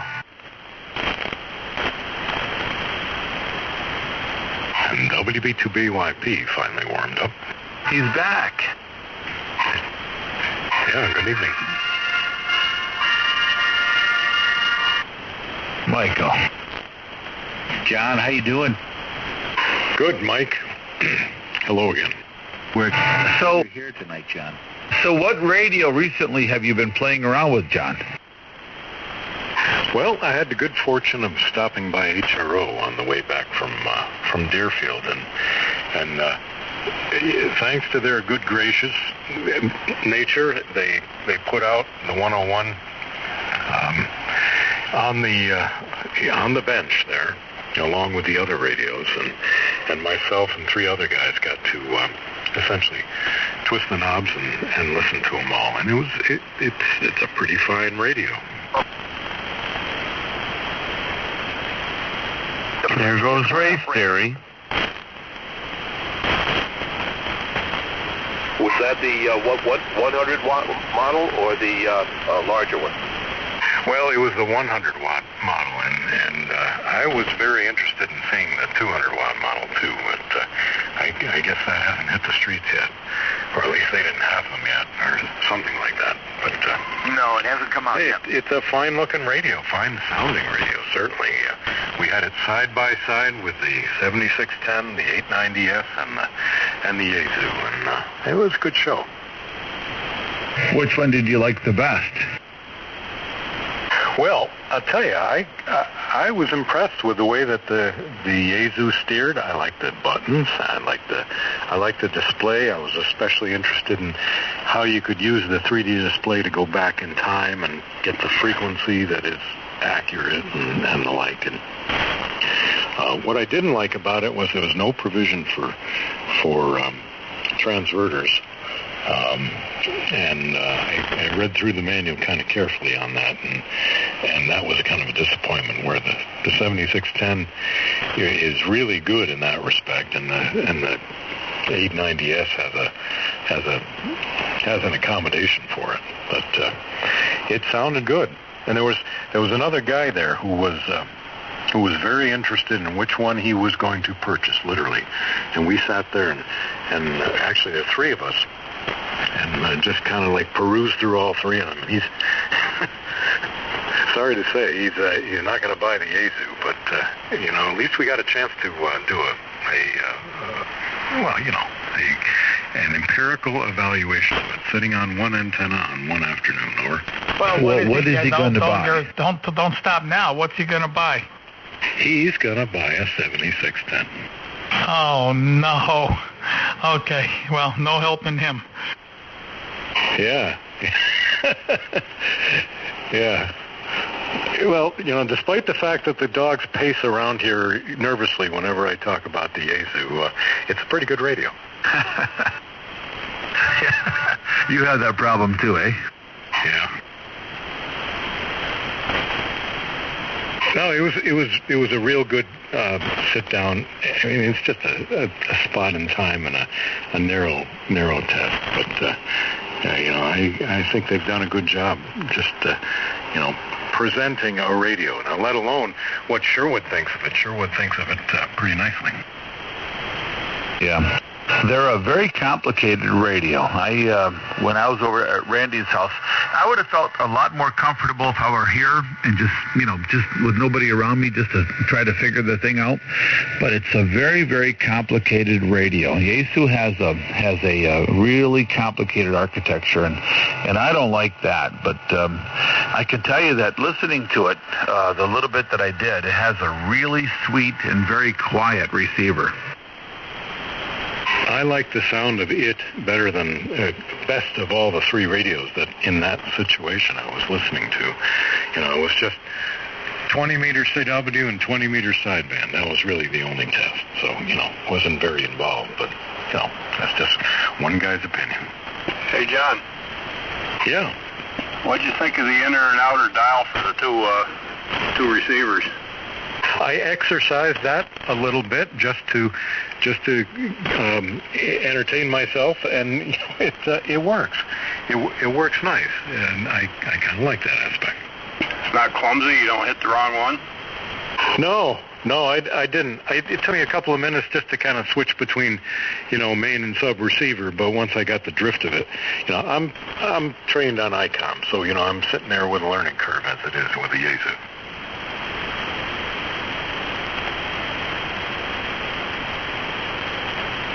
Well, now let's just hope when people start buying them, they keep on working. Well, there's always that.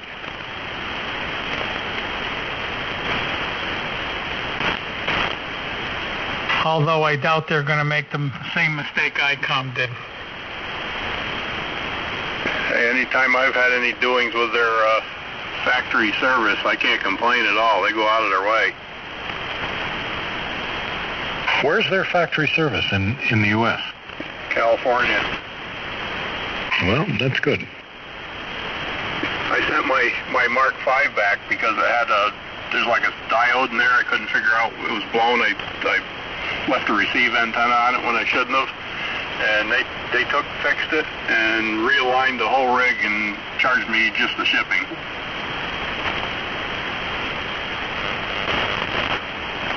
How old's that radio now that you're on? That 5, whatever it is, 1000 MP?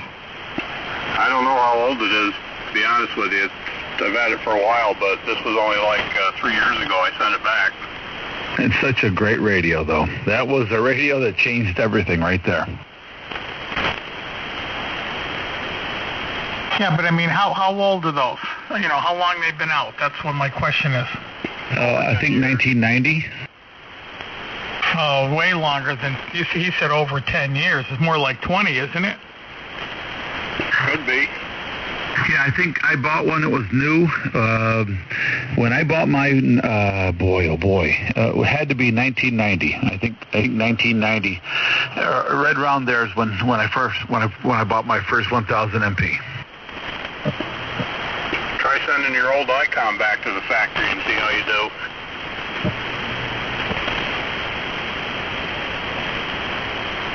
Well, the thing is, and I hate to bring this up, you just don't have to. Yeah, well, this is my own screw up. It wasn't their screw up. Well, ICOM's smart. People are smart, and they don't blow them up. They don't blow up the radios. Sorry, Joe. I'm feeling really insulted here. So, are you going to finally man up and make it to the June picnic? Yeah, I'm going to try. It'll be awesome to see you.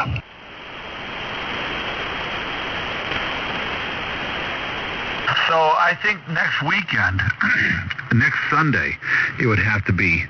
I'm planning on taking a road trip that away toward Connecticut. So if anybody, Southern Mass or Northern Connecticut, I think Devin's in. I think Dennis might be in. Does anybody want to get together? You know, for breakfast or something. Where are we going? You got to figure that out. I got to figure that out? Yeah, I'm from New York. Oh, okay. I'm from Palmer. Oh, that's right. Oh, well, I'll see if I can't get Devin to figure it out. I think Devin said that when I come out that way, he wants to get together. Okay. Oh, my ears are hot. You guys are talking about me. Just walked in, and you said Devin. Hello, everyone. K1DSK. Oh, what do I have to figure out? Oh, no, we're not talking about you. We're talking about somebody else. A different Devin. All right. I'm in, whatever it is. Well, I was talking to... I've got to meet with Dennis on Sunday. I'm hoping that Dennis says okay. And I think right now, as it looks, Sunday will be coming out that way. And I thought we'd go to breakfast or something if you guys... I know you had mentioned once you wanted to get together, and you thought you might... When I come out that way, you'd want to get together. So, and I'm thinking that, Dennis would, and if anybody else, I was thinking about asking Randy and Bo Peep, Oh, yeah. Dennis is not very far from me, Palmer. What, 40 minutes? Dennis? Yeah, you've been to Yukon. How far is it? Jump down the road, yeah? Yes, sir. Yeah, Russell, sorry. Is Dennis here? Yeah, I'm here. Dennis, how far is Palmer from Yukon or Ashford? Probably about 40 minutes, 45 minutes. Depends on how you travel. No, that's what I thought. Well, I'll be game. You pick a place, and I can, Sunday morning, I'm free. Wait a second. Randy was saying Southern Connecticut. Southern Mass, Northern Connecticut. Oh, okay. Yeah, I could make it there. Did you tell Devin why we want him to come? No, I didn't. Do you want to go ahead and tell him? Yeah, we need somebody to cook breakfast. Hey, yeah, come over. I will make very good breakfast. You'll love it. You're not going to cook. You're not going to have wheat, are you? No wheat. I can avoid that. Very easy. Yeah, no gluten. Yeah, that's right. Hi, Steve. Hey, A2EXD. We have 50% or 70%, let's say 50% of the family gluten-free. My wife and daughter, they don't eat gluten. My son and I do. But that's Steve, not I was a little disappointed the first time we had breakfast. You didn't offer to buy my breakfast. Oh, I don't do those things. I don't buy people breakfast. I wasn't. Yeah, right. You don't. That's right. I was talking to Steve though. Steve, see, Devin starts with a D, Devin, and I was talking to Steve. Steve starts with a Steve S. I have an accent, so I don't distinguish between S and D. What accent? I don't know. Somebody was writing a software to get rid of the accent. So, Steve, what do you have to say for yourself? I'm going to the East Greenbush Ham Fest with WG2E tomorrow. What the hell's that got to do with anything? Well, it's me sitting home staring at the TV. Okay. Well, that sounds like I'd like to go to that Ham Fest, but I don't have any time tomorrow. Steve, which radio are you running tonight? We're running right now with the 430 and the Clifford and L at about 700 watts. Sound like $1 million. Then again, like the MC42S. You know, Ray, you could have saved a lot of money. Yeah. Except I had a 440 or a 430, 440, and they won't work here. Hey, did you get more money for that radio than I sold it to you for? No, I traded it. He always does. I traded it for the 480 and $200. A 480 and $200. What did I sell you that radio for? Like $100 or something? No, I think it was like $575. You're such a liar. You say I lie. Charge them capital gains. Yeah, believe me, I didn't get that guy. I think I paid. I don't remember what I paid for. I think I paid $250. Yep. Yeah, I think so too. There's a tariff. The Trump tariffs kicked in all of a sudden. He does it with everything. Believe me, it was good to get rid of that pile. That thing, everything. Like that. Anytime anything went out back, the thing just shut off. And you know what's funny? I still have that 480. Yeah, well, those are good. The 480 can take the stuff out back here. It can't. The 480 can't take it if the preamp's on. If the preamp's on, it gets whacked. But without the preamp, it was fine. Yeah. No, I let Randy take it down to Florida, and I told him, I said, dude, if you feel that that rig will work good for you down there, and you'll have a little bit of power, I said, just send the 7300 up. He decided to keep the 73. No, I think that Bad Mike is checking out. Bad Mike, are you there? I'm here, but I'm not all there. Okay, he's pretty peaked, isn't he?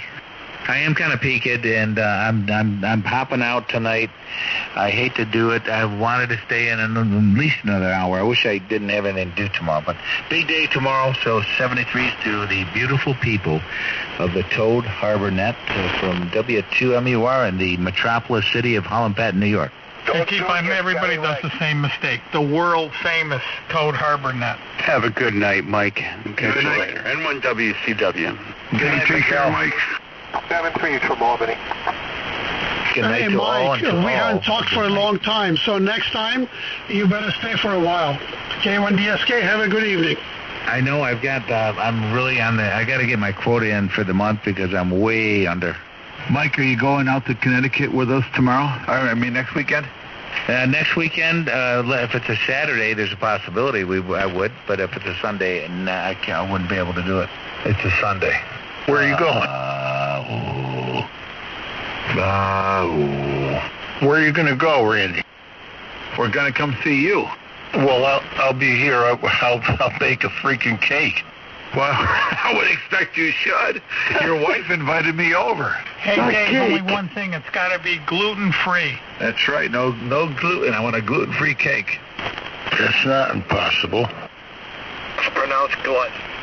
Well, your wife invited me over after you were supposed to know about that. I might have just screwed up the whole plan. Forget it, everybody.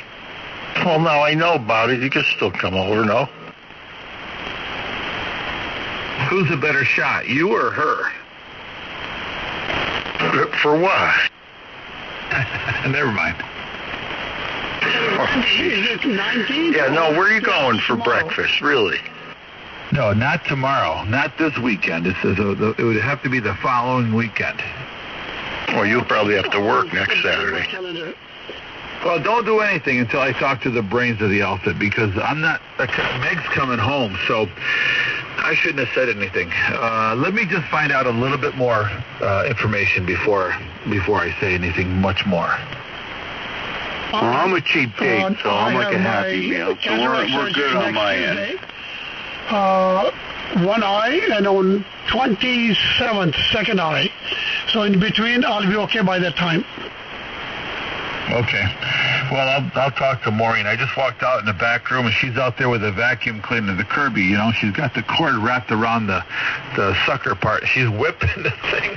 She's trying to get the cord off. And I walked out there. So what is going on? She goes, this damn cord.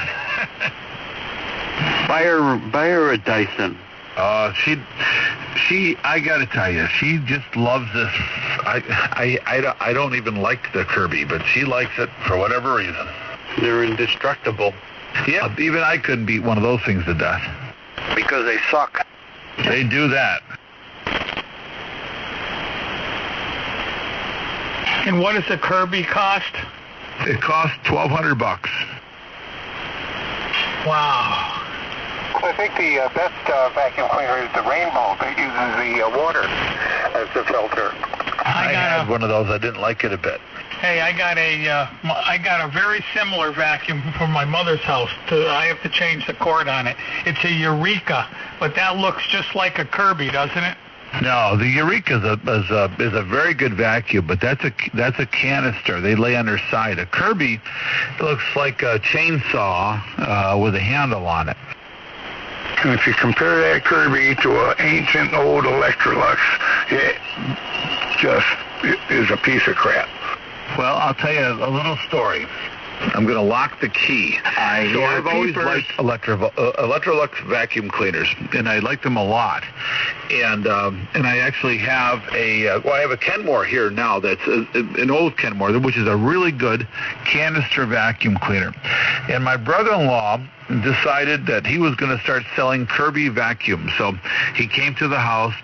We vacuumed the rug. He vacuumed the rug, and he had this little filter thing that when you look at the filter, it would show black spots. Like, okay, you vacuumed, and I vacuumed, but look at all the dirt that I got. You know, I had to go pass through this like a coffee filter type thing. And he would show you. I said, okay, take that out and put another one in. Put another one in. He vacuums the same part of the carpet. Still, again, he gets some crap. So I said, so if that's the argument, your own argument, you were just defeated in. I said, but look at the suction of this versus this. And he puts the Kirby on the palm of his hand, and he picks up the cord. And now I've got a power nozzle on mine, right? It's a big, heavy, like a 5-pound thing. And it doesn't stick to your hand as well as the Kirby, but the Kirby's just a flexible, plastic hose. Nothing there. So anyway, I said, okay, So we put them nose to nose and hose to hose, and I suck the Electrolux or the Kenmore sucks the filter right out of the Kirby into the Kenmore, and I just pulled it right out. I said, so there. So I said, take that piece of junk and get out of here. The reason I have one, Doc, is because I had just bought a 7600. I had just bought an AL82. I just bought the the AT5K tuner, a hex beam. I spent about 10 grand on ham radio, and she said to me, "I'd really like to get a Kirby vacuum. My mom had one, and I'd like to have one." So me not being a dumb guy, I just get on the phone. I called the Kirby guy, and I said, "You sell Kirby vacuums?" He said, "Yes, I do." I said, "Well, I want to buy one." He said, "Okay, good for you. I happen to sell them." I said, "Terrific. I'll be there tomorrow." And to buy one, he says, "Well, do you want a demonstration at your home? I can come out and demonstrate the thing." I said, "Look, dude, I've got one rug in my entire house. It's like 12 by 15. I said, "My wife says she wants a Kirby. I don't care what it does and what it doesn't do. I just want to buy a Kirby because my wife wants one." So he says, "Oh, really? You don't want it?" I said, "Don't unbox it. Don't do anything. I'll be there tomorrow." So I go to the guy's shop, and I said, "How you doing? My name is Randy. I talked to you yesterday. I'm here to buy a Kirby." He says to his wife, this guy's old. This guy's like 88 years old, and he's been selling Kirby since he was in high school. He said, "Are you the guy I talked to yesterday?" I said, "I am." He says, "Hold on right there." And he yells to his wife, "Martha, Martha, come here." She comes in. "This is the guy I was telling you about." He says, and she goes, "Oh my God, it's so nice to meet you." And she goes, "My husband hasn't laughed like that in so many years. He got off the phone with you and he was just laughing." And I said, "Well, I want to buy a Kirby." And I said, "I just bought a whole bunch of ham radio junk, and my wife wants the Kirby. She mentioned I want a Kirby." So I thought, what am I going to do? Not buy her a Kirby? So that's why we got this Kirby. And she's out there using the thing. And I don't much like it at all. We have a Kenmore also, a Kenmore canister, which I like a lot better. But, brother, when your wife wants a Kirby, you get her a Kirby, a KB2ZVP. WA3, fabulous. And I absolutely agree. And we had the same demonstration, by the way. This guy come with the Kirby, and he vacuumed, and I vacuumed with my old Electrolux. And then we did a spot on the couch, on the cushion there. Sorry about the noise. And then he did with his little filter thing there, and he showed it to me. He says, "Oh, look, see how much more the Kirby got out of it." And I said, "You got another one of those filters?" And he said, "Yeah." And he gave it to me. I put it over my Electrolux and went over the spot. He just did, and I got way more than he did. Well, you know the filter that I'm talking about. It's like a coffee filter, like a Mr. Coffee or something. And I hooked the end of that Kirby to the end of my Kenmore, and I pulled that filter right out of the Kirby into my Kenmore. And we're looking like and it was amazing because my brother-in-law Robert and I are looking for the filter in the Kirby. So where did it go? It's not there. Where did it go? And I said, wait a minute. I just sucked it out of your Kirby into my Kenmore. So, yeah, they're not the greatest machines. My father said it was like using a D8 bulldozer across your rug, But this one here has got power drive. You just move it a little bit and it takes off and whatever. Listen, happy wife, happy life. She's got a Kirby. Oh, yeah, no kidding. Look, they do a lot of neat things, but, we had that Electrolux for 30 freaking years, and I ain't never seen anything compete with it. Well, my dad and my mom had Electrolux forever, and they had the one with a rocker switch on the front, right? Remember that? The rocker switch on the front, a little powder blue looking thing. And he had a cord go bad with that, and this guy they called Strawberry was the salesman for that company. And I think he was a CB'er because he had, back in the 70s when I was 5 or 6, they called him Strawberry. So all I can think of is that he was a CB'er. and he would sell Electrolux, and that's what my mom and dad had for forever. Electrolux vacuum cleaners, and they got it from that same guy until he passed away. I hear peepers. I'm going topside. I've been up since 12:41, and it's great to hear everybody. 7-3 N1WCW. Well, if you were the man that Ray is, 3 more hours, you'd be up 24 hours. Yeah, well, I'm starting to fall off my perch, brother. Take it easy, Dennis. Good night, Dennis. Good to hear you. 7-3 from Albany. I hear peepers. Peepers. Yeah, they're singing pretty good out there now, man. We had nice rain earlier. Sorry, guys. N1WCW. All right, Dennis. Hey, Joe, you don't know Doc, do you? No, not really. Go ahead, Doc. Introduce yourself to our good friend, Joe. Well, hey, Joe. Good to meet you. Handle here is Doc. So I'm halfway between Enfield and Newfield and at 12 miles southwest of Ithaca, New York. Oh, okay. Nice signal here, Doc. Name here is Joe in Cambridge, New York. You're a good 20 over. And not too bad for some television sweep tubes, huh? Yeah, I'm pretty happy with this little thing, though. It works pretty well. Of course, you need 1,000 watts to break in on this channel most of the time. Yeah, nobody pays any attention to you for 800. That's right. Hey, Doc, this is Devin, K1DSK. You sound pretty good here tonight. Are you using some kind of amplifier? Go ahead. Yes, Devin. Hi. I borrowed AL84, Ameritron AL84 from Bobby N2WO. Oh my God, he'd kill me. I can't remember. WRC. Yeah, man. Is that peepers? What's his call? N2WRC. It's Bob. Yeah, I got a pond right here at my house. It's like, 20 feet from the trailer to the pond, and windows are open, and the peepers are out there singing up storm. Well, sound very good. You are 15 to 20 over in Connecticut, Ashford, Connecticut. Good signal here. Yeah, you're 30 over in Albany. Peepers are 20 over.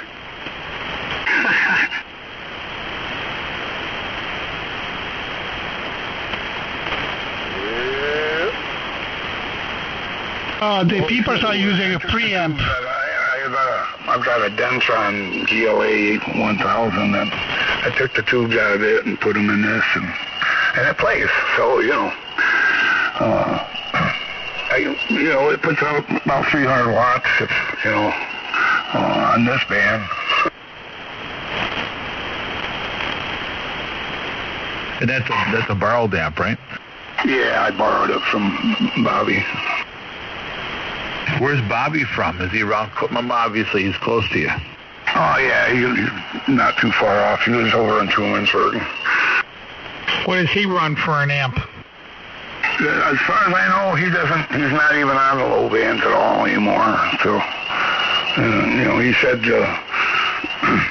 this amp was working, and, he tuned it up one day, and it sparked and growled, and he shut it off, put it in the basement, and it was there until I got it.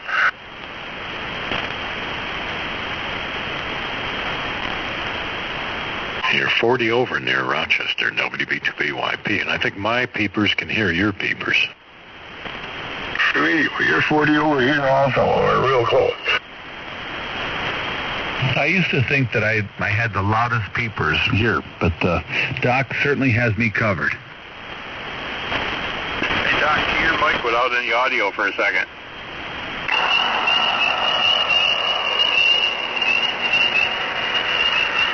PJ Purdy, I just love them things. That's awesome. I'd go right to sleep if I heard that. Me too. No kidding. That's the best music right there to go to sleep by. Oh, yeah, boy, I'm telling you. Hey, Doc, do you have windows open? Oh, yeah, they're wide open. Oh, that's why. They are coming pretty loud here.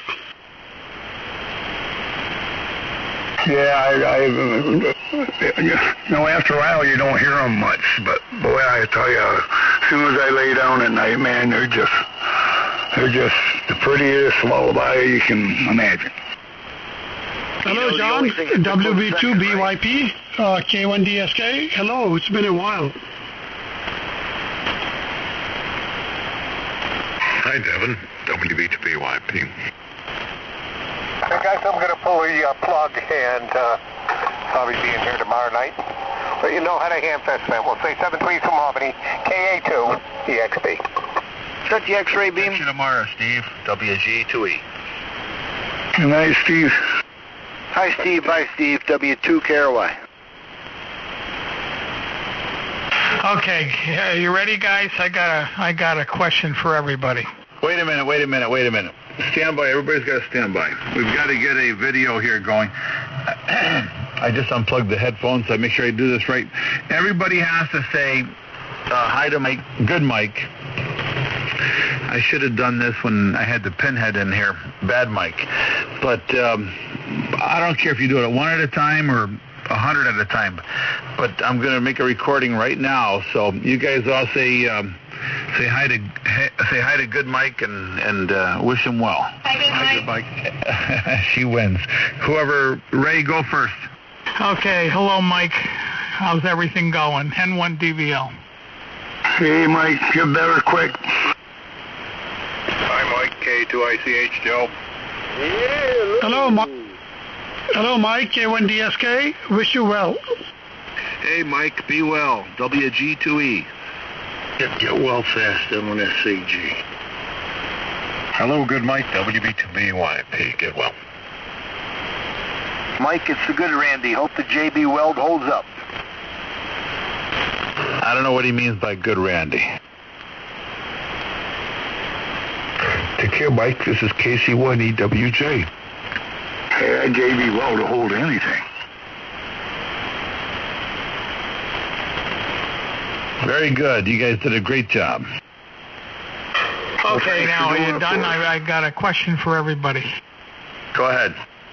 Okay, out of the list I am going to read, which one of these things kills more people every year? And while I'm doing this, I gotta tune my tuner down. I must gotta be raining outside all of a sudden because SWR's high. Okay. Okay, the scorpion, the cobra, the lion, the cougar, the crocodile, the elephant, the deer, or the mosquito? The mosquito. What was the question? Which one of those kills more people every year? Mosquito, malaria. Yeah, it's not the mosquito, it's malaria. Yep, you guys are right. But you know, you'd be really shocked because I wish I had written down. While I was watching the show, they told you the animal, and then they told you how many people a year get killed by it. And I think the second one out of all of those is what's the second one out of all of those? Crocodile. Yeah, boy, you're pretty smart. It's either the elephant or the scorpion, one or the other. But the elephant kills like 300 people a year.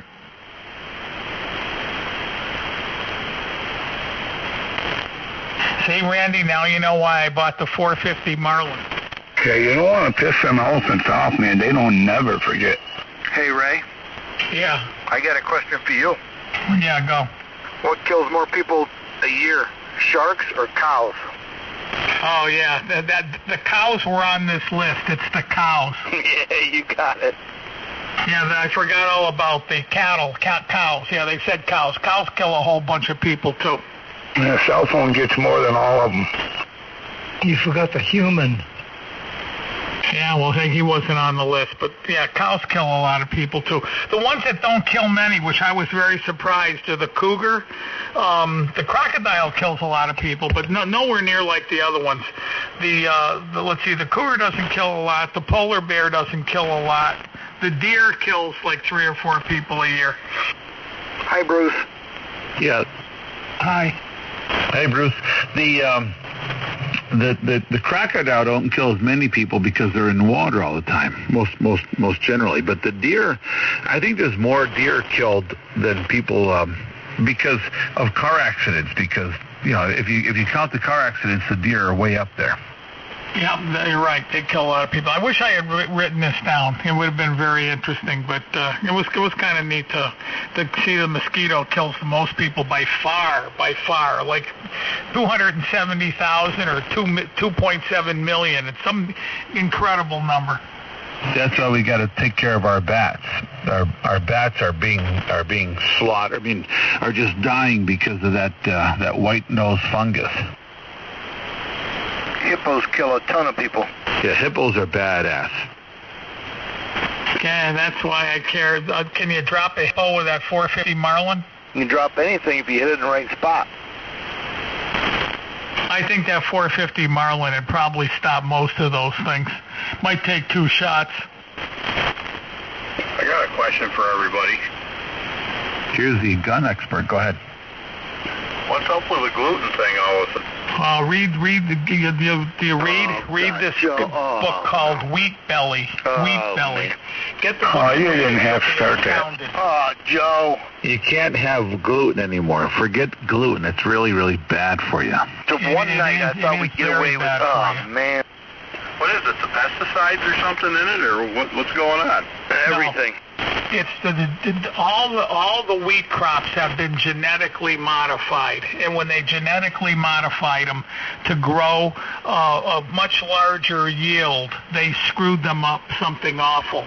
Some of the wheat is actually modified so you can spray it directly with Roundup. So they plant the field with wheat, and then when it starts growing, they spray it with Roundup so that it kills all the weeds and all the other. It kills everything except the wheat, because they only have to replace one gene in the wheat, and then Roundup won't kill it, and then you eat it. So aren't you glad you asked? Yeah, so let me just say this. Make sure I'm not doubling. Let me just say this. I stopped eating wheat, and I used to take heartburn pills every day, and I kind of burn a candle at both ends sometimes, and I realize that. But since I've stopped eating wheat, after a week or two, I feel way better.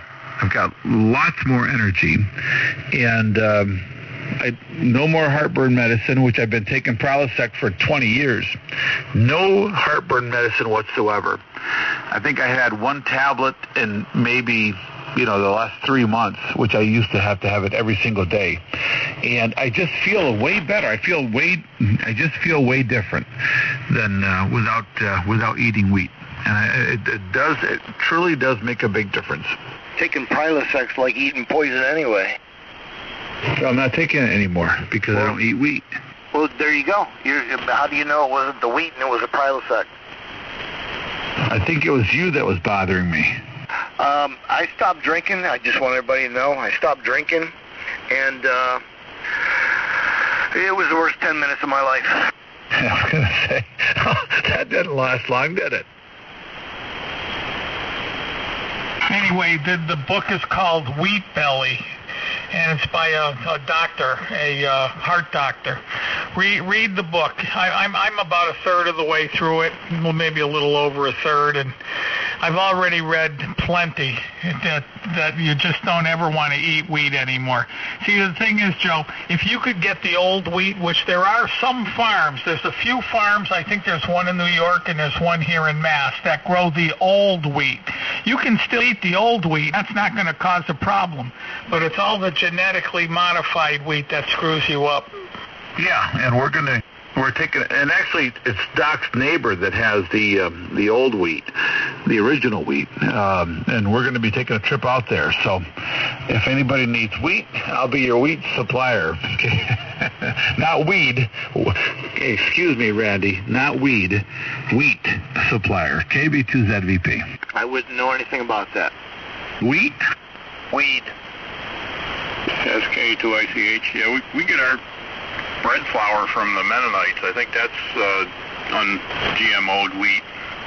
Mennonites in your area? No way. Yeah, that's where That's where we get it. You mean Amish? Nope. You've got Mennonites? I didn't know you had Mennonites in your area. Well, they got a place where you can get their wheat, and there's other stuff. It's like for making bread. It's like bread flour they have. Yeah, look at the wheat. Can you ever see the wheat fields growing? All I know is everybody seems to be not eating gluten all of a sudden. Like, I've got a daughter-in-law that's pregnant with a grandson there, and the doctor told her not to eat gluten because she was feeling crappy and straightened her out. Yeah, but again, most likely it's because the wheat is genetically modified. Now, you didn't answer the question. When these Mennonites grow the wheat, can you see it growing in the field? No. Because the old wheat, the Moses wheat from the Mideast, grows 3 to 4 feet tall, where the new wheat is only 12 inches tall. And that's the genetically modified stuff. It has 10 times the yield, but if you eat it, you die. So the old wheat is a little bit taller than good Mike. I mean, no, bad Mike. Yeah, I think the old wheat is like 4 feet tall. It might even be taller. I swear it's taller, but it's like 4 feet tall, 3 to 4 feet anyway. And the new wheat is only about a foot tall. Right. I shouldn't pick on bad Mike because he's not here. But there's like literally 20 or 30 different genetic modifications to the wheat. They modify it for any reason, anytime they feel like it now, because I guess these scientists that do that kind of work have it pretty much down to a science where whatever you need, they modify the wheat to give you what you are looking for. And that's the wheat that is screwing you up, something fearful. Like me, my blood pressure was very high. My blood pressure was way up, and my heart was skipping beats like crazy. It was like, it was really skipping all of it. I'd be sitting here on the radio, and it'd be, you hear it go, you feel it, boom, and it would miss, and it'd go 4, 5, 6, 7 beats, and thump, it'd miss again. It was doing that all night long, like keeping me up at night. You could feel your heart skipping beats, And I didn't know it was the wheat, but I've had other issues like that before drinking decaffeinated coffee, so I kind of thought it was something wrong with what I was eating, but I have a bad aortic valve. I have a heart murmur, and I was worried that aortic valve had gotten real bad too. So, but I just went to the heart doctor. But I had given up wheat by then, and I realized right away, as soon as 3-4 days after I gave up the wheat, the heart problem went away. So, this is for Joe. I was on the radio one day. I was on 11 meters, and I heard this guy I know talking about he was in the hospital, and he's all screwed up. And then he was talking about his heart. And he said the doctor put me on blood pressure medication because my blood pressure was out through the roof. And he's got celiac disease, which is a wheat-borne sort of illness. So I got in there right away, and I said, hey, can I ask you some questions? And he goes, sure. And I said, was your heart skipping beats? And he said, oh, my God, Ray. He said, I thought I was going to die. It was skipping beats all the time. And I said, well, your blood pressure was obviously very high. He said, it was so high, my doctor put me immediately on blood pressure medication. And then they tested him. His doctor was smart enough to test him for celiac, which is a wheat disease. And he got off the wheat, and he's learning, it's a little tricky at first, because when you go to the store, you got to be really careful, because wheat's in everything. You got to really search. But anyway, he was off it, and now his blood pressure's low. It's too low, and, he's got to get off the medication. But, if you have any of those kind of problems we're talking about, get off the damn wheat. And you should just get off it anyway, because I could tell you other improvement it's made in me, and to be honest with you, it's very hard for me to believe that the changes I'm seeing are caused by the wheat, but it's the only thing I've changed, so it almost has to be. N1DBL. Hey, I gotta go. WG2E, I gotta get up for the Hempfest tomorrow. And I gotta go upstairs and eat some wheat before I go to bed. 7-3. No, that's the last thing you want to do.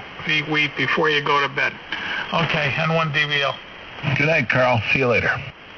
Okay, we'll give you the Hamfest report tomorrow. I know it's going to be huge. 7-3, WG2E. Huge. 7-3, Carl, K2ICH. 7-3, guys, I got to check out. WB2BYP. 7-3, John. 7-3. C2WWZ. Hey, guy, 1 second. Hey, John, is the dish better? How do you say it? Is it better in control now, or more in control? The dish is working great. The azimuth is smooth and no backlash. All is well. And I don't know whether or not I mentioned to you, but I'm doing a presentation in Sweden and on using a lot of pictures on that. So, at any rate, thanks. Well, you're very welcome, but of course, I'll have to get paid for any images that you use of me. I think they're all of your back. Okay. All right. Anyway, I'm glad it's working well. 73. Oh, wait, one quick question. John, what did you do about the head? Did you use, like, shoe polish? Yeah, Photoshop. I had the welding helmet on. Oh, yeah, Photoshop. Okay, I get it. You gave him hair. Who's the breaker? KC2WWZ. The handle here is Marty. Mike Alpha Romeo Tango Yankee. Hey, where's the Hamfest tomorrow? We live in Orange County, New York. Carl? Yeah, they won't let anybody from Orange County in there. It's in Greene County. You're not supposed to say that, Randy. That wasn't very polite. That's right. Did you say Greene County? I think it's Greenfield. Where is it? Steve, are you here? He bailed before Carl. East Greenbush. East Greenbush. Thank you. East Greenbush, is that New York or Jersey? You can't get from Orange County to East Greenbush. You can't get there from here. It's east of Albany. Oh, okay, east of Albany. Albany's a hike for me anyway. We're down near Middletown, New York. So Albany would be 2 hours, so that's probably at least 2.5 hours away. Yeah, it's not very big anyway, so that'd be a waste of a ride. Hey, copy that. Last weekend or the weekend before was the Wallkill one down here in Middletown. Kind of got rained out. Not too many vendors showed up. Anyway, guys, I hate to break in, but I just got this new toy today, and I'm all excited. It's the old Icon 746 Pro. How does it sound? It sound halfway decent? We're not running any power. We're only running about 100 watts. You actually sound pretty darn good up here in central New York, I'm north of Syracuse. This is Randy, Kilo Bravo 2 Zulu Victor Papa. What's your call again? Okay, Randy, it's KC2WWZ. The name is Martin. I go by Marty. And I've talked to these guys a while back ago. I don't come up too much on 160, but I'm glad it's working out for me. We're using an FM30 and a long wire that's about 300 feet long. And you're running a 746 Pro, right? That is correct, on the SM30 microphone. Okay, just putting in my notes here. And the SM30, yeah, you've got a good signal up here into central New York. No trouble copying it. And the audio's pretty good. It has enough bass in it. I think it sounds just terrific. I wouldn't change it a bit. All right, thanks, Randy. I appreciate that. The 746 also has the 2-meter capability, which I was on with a friend on 2 meters, and he also said the audio was set up pretty good. Just want to make sure that I'm not remodulating or pushing anything. No. Most of us here have had multiple 746s in the past and like that. But yeah, you're doing a great job. You sound good. It's a good sounding radio. All right, thank you very much. Usually we run the Yaesu the FTDX 3000, and I got the 991 and a couple other Yaesus. Been a while since I owned an ICOM, and I couldn't pass this one up. It was on eBay for about $700, and the previous owner had the backlight display mod taken care of by ICOM, and the RF one, I guess where they got to put heat sinks on it. Well, now that you've got yourself an ICOM, I mean, I'm sure you must be thinking, wow, I've seen the light. I've had, like I said, I've had the 7100.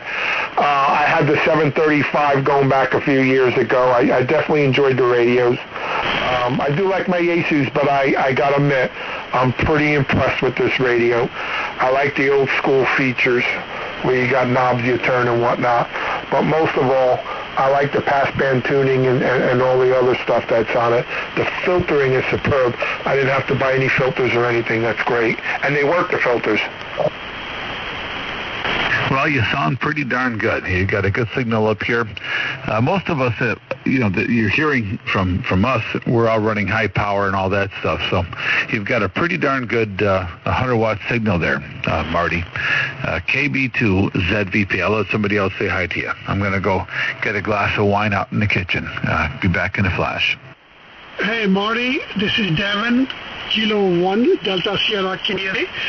In Ashford, Connecticut, you're 15 over S9. The noise floor is about 5.8.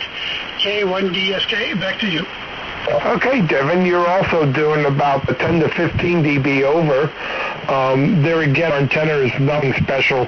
It's a piece of wire out the window, up in the trees about 300 feet, maybe a little bit longer. I was surprised that I was able to down one side of the connector and go right in with a 50-ohm cable right into the radio, and the radio tunes it.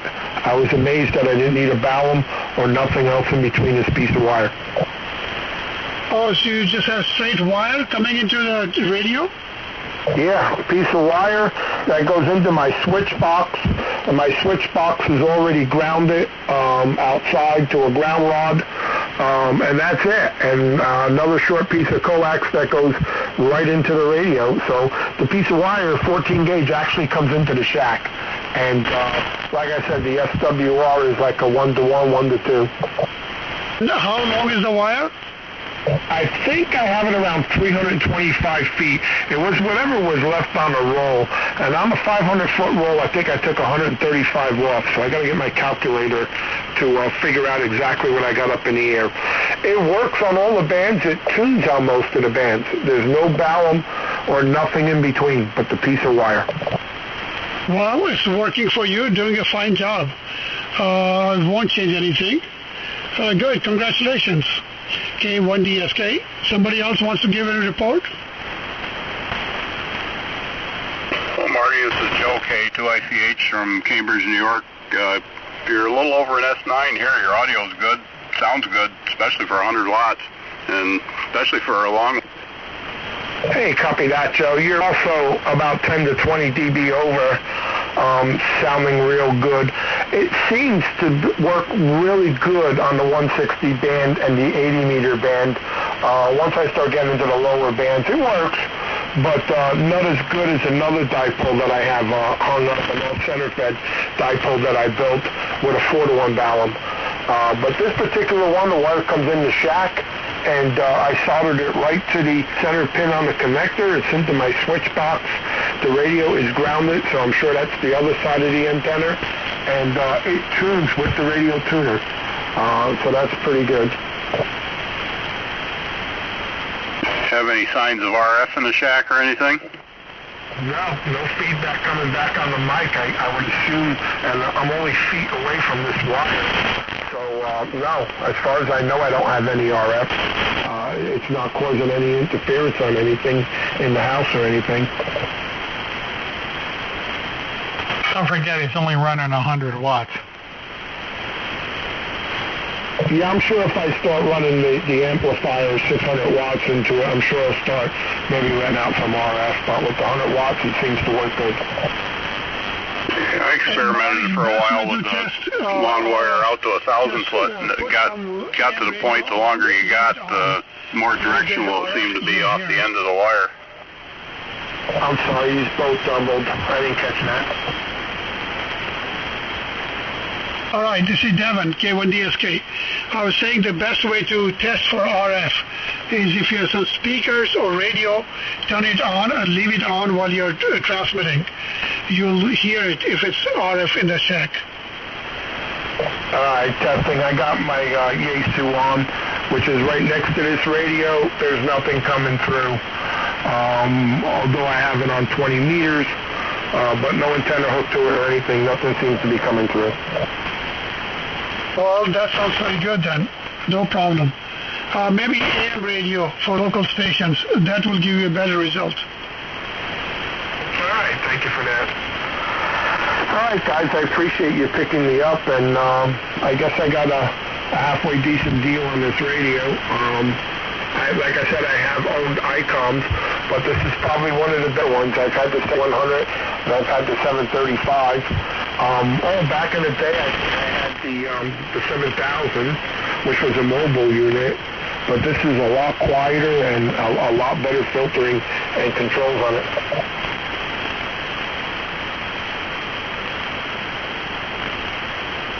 So with that, I'll say goodnight to everybody, and there again, thank you for letting me in. KC2 WWZ, have a good night, guys. All right, 7-3, Marty. K1DSK, Devin. Okay, Devin, and everybody else, 73. Hey, Devin, how you been? I heard you were out of the country or something for a while. That was in the middle of January, February, and half of March. I came back on 20th March, so I've been here since then. Doing fine. Having some problem with my eyes, so next week I have cataract surgery in one eye, and 2 weeks later another eye cataract surgery. Hopefully they'll make me new, and I'll be able to see things properly. Go ahead. Yeah, they doing the laser thing? I don't think so. I think he's doing the old-fashioned way with a scalpel. I'm going to scrape it out with a file. So I just checked with the War Department, and next Sunday is good to go. Our schedule is clear. So next Sunday it is. What time do you think you're going to be around here? Oh, come on, Devin. Don't start your crap. I don't know what time I'm going to be there. Well, are you working Sunday or you're free? We're going to leave here at 4:30 in the morning. Oh, 4:30. Oh, you should be here soon. Well, anytime, whether it's breakfast or lunch, we'll meet and greet you here. There's zero chance of us pulling out of here at 4:30 in the morning, by the way. So when are you going to look at a plant? In the morning, no commitments for until 7, 8 o'clock. Yeah, no, don't even think about it. We won't be leaving here until 6:30, 7 o'clock. And then we're a couple of hours away. So it'll be brunch. We'll be, in that area, 11-ish, 10-ish. Sounds good. Good to me, yep. So I think Joe should drive over to. We've got to meet in like southern Massachusetts, right up the thruway. Ray, you want to set this up? Ray. Yeah. Are you gonna set this up? Set what up? The breakfast. No. The brunch. Where did Dennis go? Dennis went to bed. I'll talk to him tomorrow. So we're going to get together in some place out that way. Yeah, okay. Maybe we'll go to the pig place. Remember the pig place that had the big pig out front? They're doubles. I said, just give me the address and I'll plug it into my GPS. Remember the pig place we went to that time for breakfast? They had the big pig out front. That's where we went Pumpkin Joe. Oh, yeah, that's in Westfield, Mass. That's a long way away. Oh, okay. That was the biggest pumpkin I've ever seen. We're going to stop at the Gluten Diner at 100 Celiac Way. Celiac Way? Yeah, I have to have a gluten-free breakfast. We got the big stack of wheat pancakes. So what was killing me, I got into a pancake kick. I was eating 3 pancakes for breakfast and cornbread. Holy crap, did that screw me up. What are you, out of your mind? Well, hey, I just got into eating it, and it was delicious, and I ate it, and except it just about kills you. How many pieces of bacon were you having? No bacon, just pancakes with blueberries. Now, I know you're... How can you have pancakes and not have bacon? I never eat bacon. I do eat turkey sausage. I buy this sausage that's made with turkey.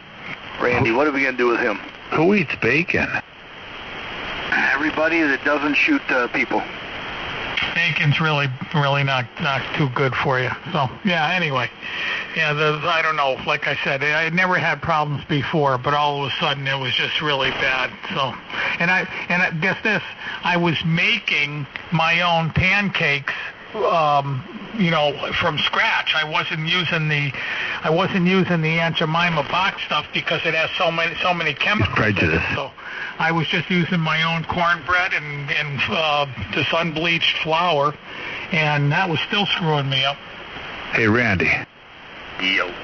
You think I got a body like this by eating bacon? Yes. I always say that at work. Somebody will say, some jerk will bring in like a dozen donuts from this beautiful bakery down the road, you know, and you want a donut? I said, well, come on, look at me. You think I got a body like this by eating donuts? Nice. I used to. I remember one night I went to see a girl I knew. And on the way home, I was coming home. It was like, 5 o'clock in the morning. And the sun was just starting to come up, and I was going by Dunkin' Donuts, fresh donuts.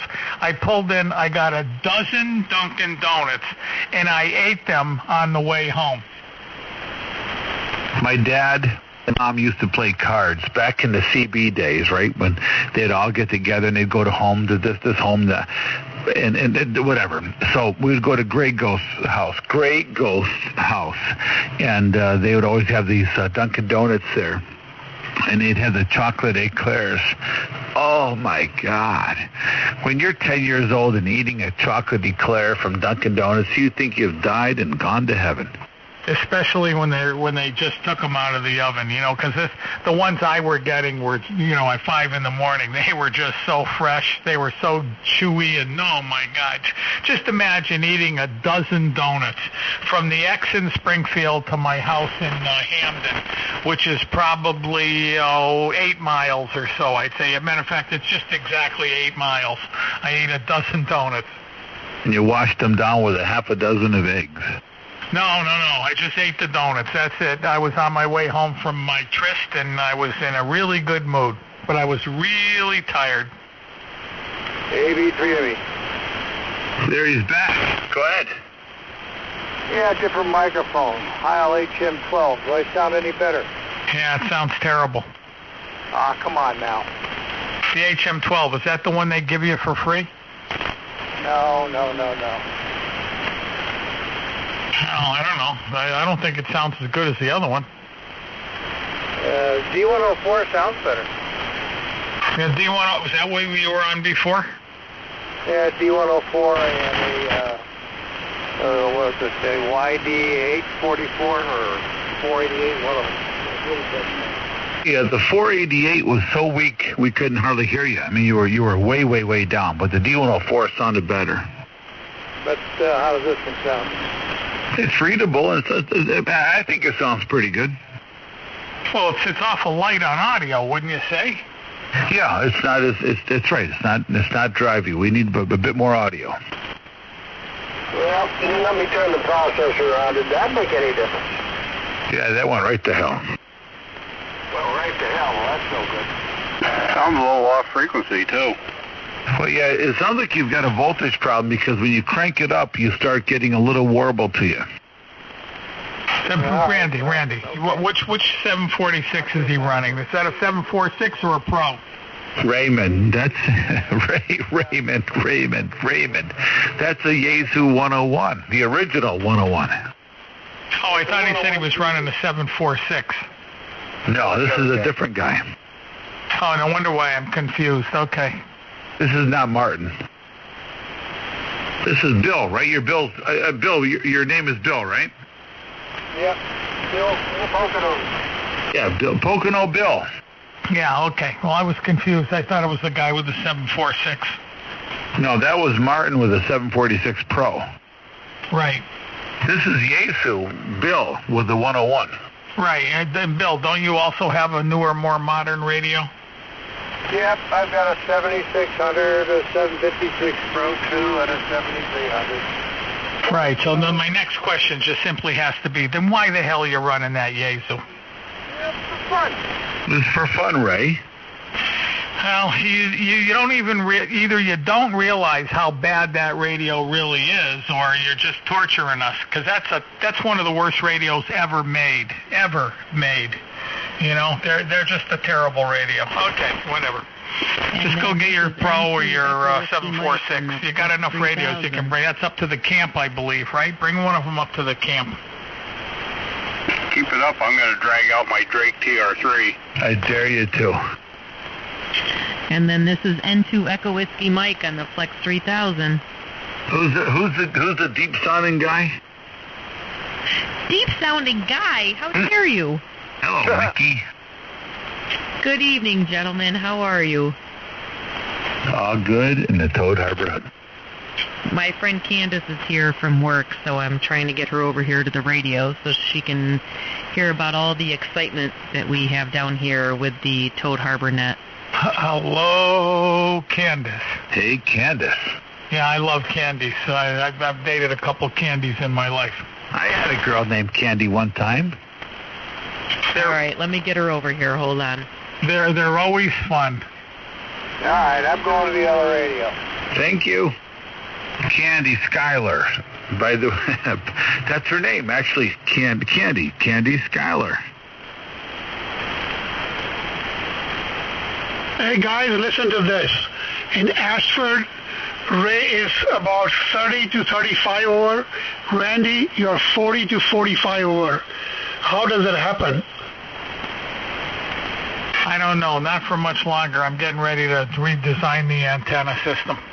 You just wait till I get my antenna up. I've been okay. So Devin, I've been shooting lines up over the highest trees in my property here because the leaves haven't come out yet. So I've got a clear shot to the high trees. So wait till I get my new double loop up.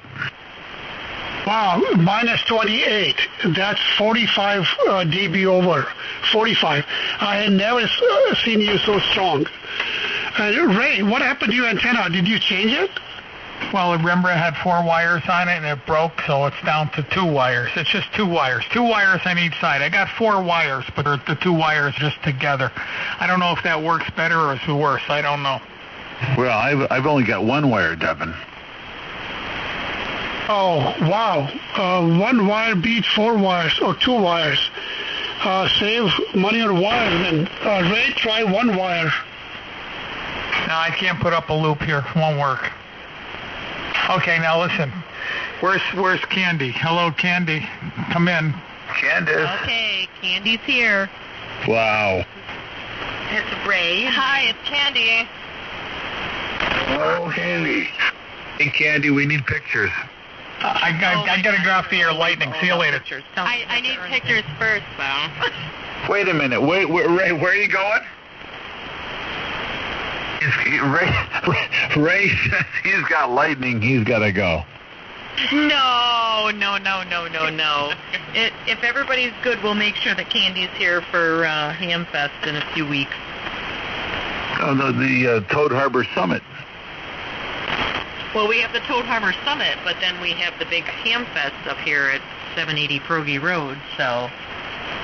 The Baked Hamfest? Yes, that all of you are coming up here for. Well, stand by a second. I've got the Radio Nazi on the telephone. Be back in a second. KB2ZVP. Your phone. N2 Echo Whiskey Mike. N2 Echo Whiskey Mike. Good evening. This is Devin. Delta Echo Victor Echo November. Kilo 1 Delta Sierra Kilo. Hello, Candy. Hello, Vicky or Nikki. I'm sorry. Please tell me again. It's Mickey with an M, like Mickey like the mouse. Good evening, Devin. How are you? Gary's up making a beverage upstairs, I believe. So, but yes, I'm down here with my friend Candace from work. And I'm back, sorry baby. about mixing the names up, Mickey. Good evening. You guys having a party or what? No, she just came over for some dinner and drinks on a Friday night, so we're just chillaxing, and I thought I would introduce her to the ham radio fun on a Friday night with all of you fine gentlemen. I don't know about fine gentlemen. There are a lot of noise here, but a lot of people have gone. They've gone to bed. I don't know why so early. And Rage, I think there's some lightning coming that way, his way, southeastern Massachusetts. Candy, do you live in the neighborhood? She actually lives right down the road from us here, on my way to work every day, so I gauge my promptness to work by when I pass her house on my way to work in the morning, so. Have I seen Candace before? Has she been to Gary's before? No. She lives down the road from me. She works at my new job, but she's my bestie at work, so. Okay.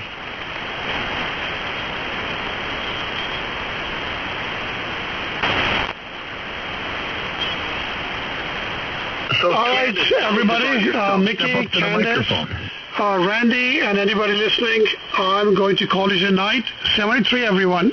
See you tomorrow. K1DSK. Good night, Devin. We're off tomorrow, both Maureen and I, so I'll be on in the morning early, so if you want to stop by and say hi, please do. Okay, if I'm up early, I will. Generally, I don't go on the radio in the mornings anymore. But if I hear you or wake up early, I will call you. All right. Have a good evening, everyone. 73 K1DSK. I'll be QRT. Night, Devin. Good night, Devin. Good night, Devin from WA3ES. 73. Good night, Devin from N2 Echo Whiskey Mike, Mickey, and Candy in the house. God, Mickey and Candy. Randy, did you hear that? Is it Candace Chapman? Well, all we need is some brandy to go with it.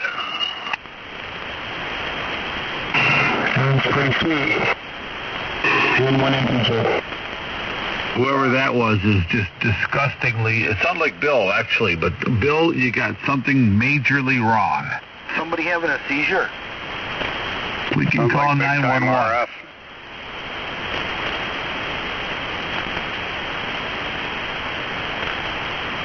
Okay, that made me feel funny inside. So, Candace, step up to the mic. Tell us about yourself.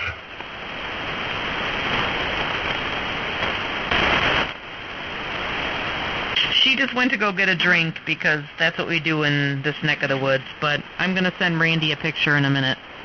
Okay, I'll take it. Oh, you got to share. Well, depends. Well, I hope not. PQ. Is that any better? Yeah, it's a lot better. Yeah, I had it on the remote mic setting still. Yeah, it sounds way better now, Bill. It wasn't even understandable before.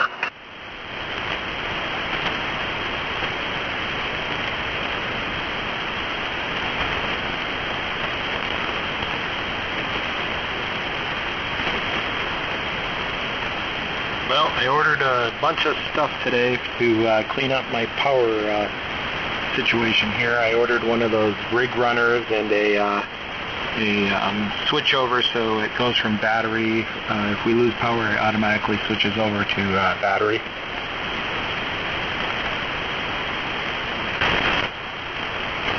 What did you order? A rig runner distribution. It's got 9 connections to distribute the power, and then one of the little boxes, it charges my batteries, and if the power goes out, it'll switch over to the battery power automatically.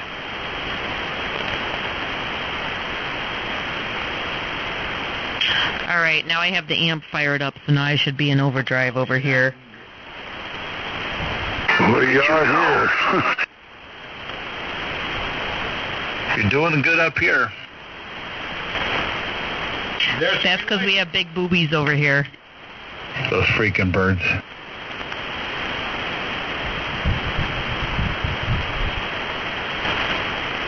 Now I got the green light, Gary says, so now I really should be kicking it into overdrive over here. Gary gave you the green light. Gary always gives me the green light. Come on, let's be real. When I go on to high drive, my light is red. I'm not sure what that means. What is that? Is that because my warm-up light is green and my killer light is red? No, red is bad on the Dentron over here. The Dentron MLA 2500, when it's ready, there's a bright green light that shows up. So I can't say that Gary has a bright green light. I just take care of that bright green light. Oops, I wasn't supposed to say that. You know, it's funny because my standby light is green, my low drive light is yellow, and my 3 kilowatt plus light is red. Hey, so Randy, am I swinging by and picking you up on the way through on Thursday? No, I can't go to Dayton. No, there's no way. But thank you. But I'd love to be able to go, but I just can't. Okay, now I'm hitting the pedal, as Gary says, so now I should really be rocking it. 40 over here in central New York. Oh, you can drop off some beer if you wanted, Bill. Or some of that hooch you got. Who's got hooch? Bill's got hooch. He brings a different kind of hooch to the Toad Harbor Summits every time. Houston, we have a problem, though. What did you blow up? Nothing. I cracked the cap on that already. Looks like I'm going to have to get another bottle next week at the farmer's market. Well, yeah, they didn't produce just one bottle, did they? The whole point, though, I wasn't going to break into it. I was saving it for the trip down, but it was just calling my name. Yeah, no sweat. Anyway, I just got a text message from Good Mike. He said, if you're still on the air, tell all the guys thanks for the good wishes. Tell them tomorrow. Thanks. Talk to you later. 73. So anybody that a few minutes ago that sent the good wishes to Good Mike, he says thank you. So was Good Mike the one who sent me an email today? I doubt it. Good Mike had the surgery on his back. He's in the hospital right now. I got an email from Mike asking me about my remote setting. I think that was Bad Mike, probably. This is WA3FPN. He's in, I think he's going home tomorrow. He's in the hospital.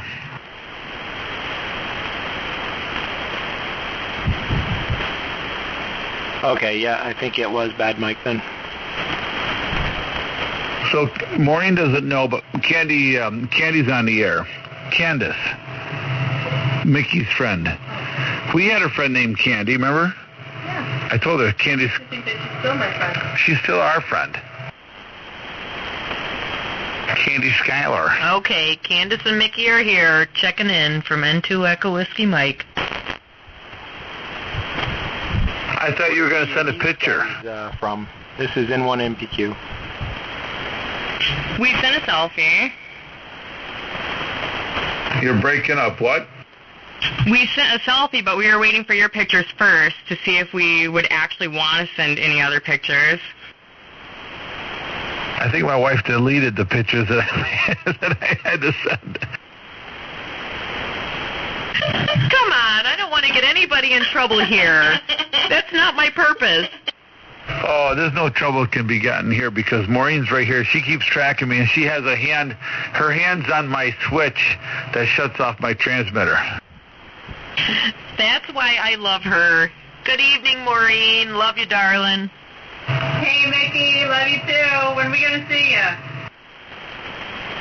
I know. Pretty soon we're going to have 2 weekends in a row we all get together, so that'll be awesome. I can't wait for it. Well, next Sunday, we're going to. We have a junket. We're heading to Southern Mass, and we're going to meet with Devin, Dennis, Raymond, and whoever else wants to come by. We're going to have a breakfast get-together next Sunday. So if you want to take a little road trip, Mickus, you could come along with us.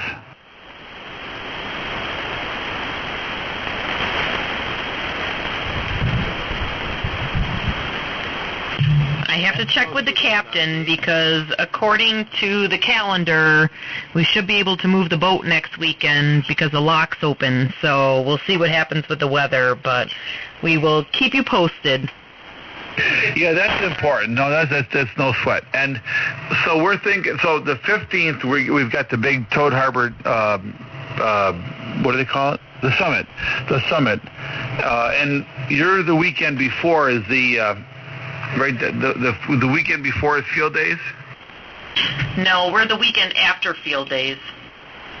The weekend after. So we could come down we're the weekend Sunday. of field days. The weekend so after. The picnic is June.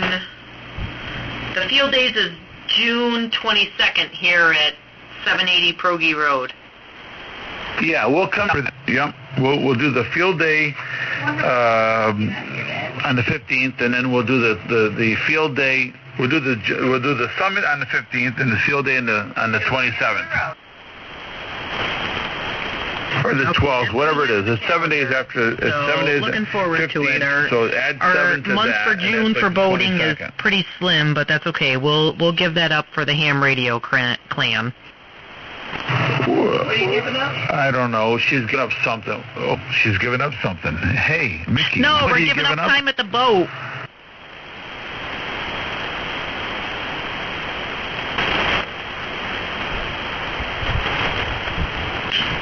But you guys are the only guys who would give up time at the boat for, so consider that a compliment.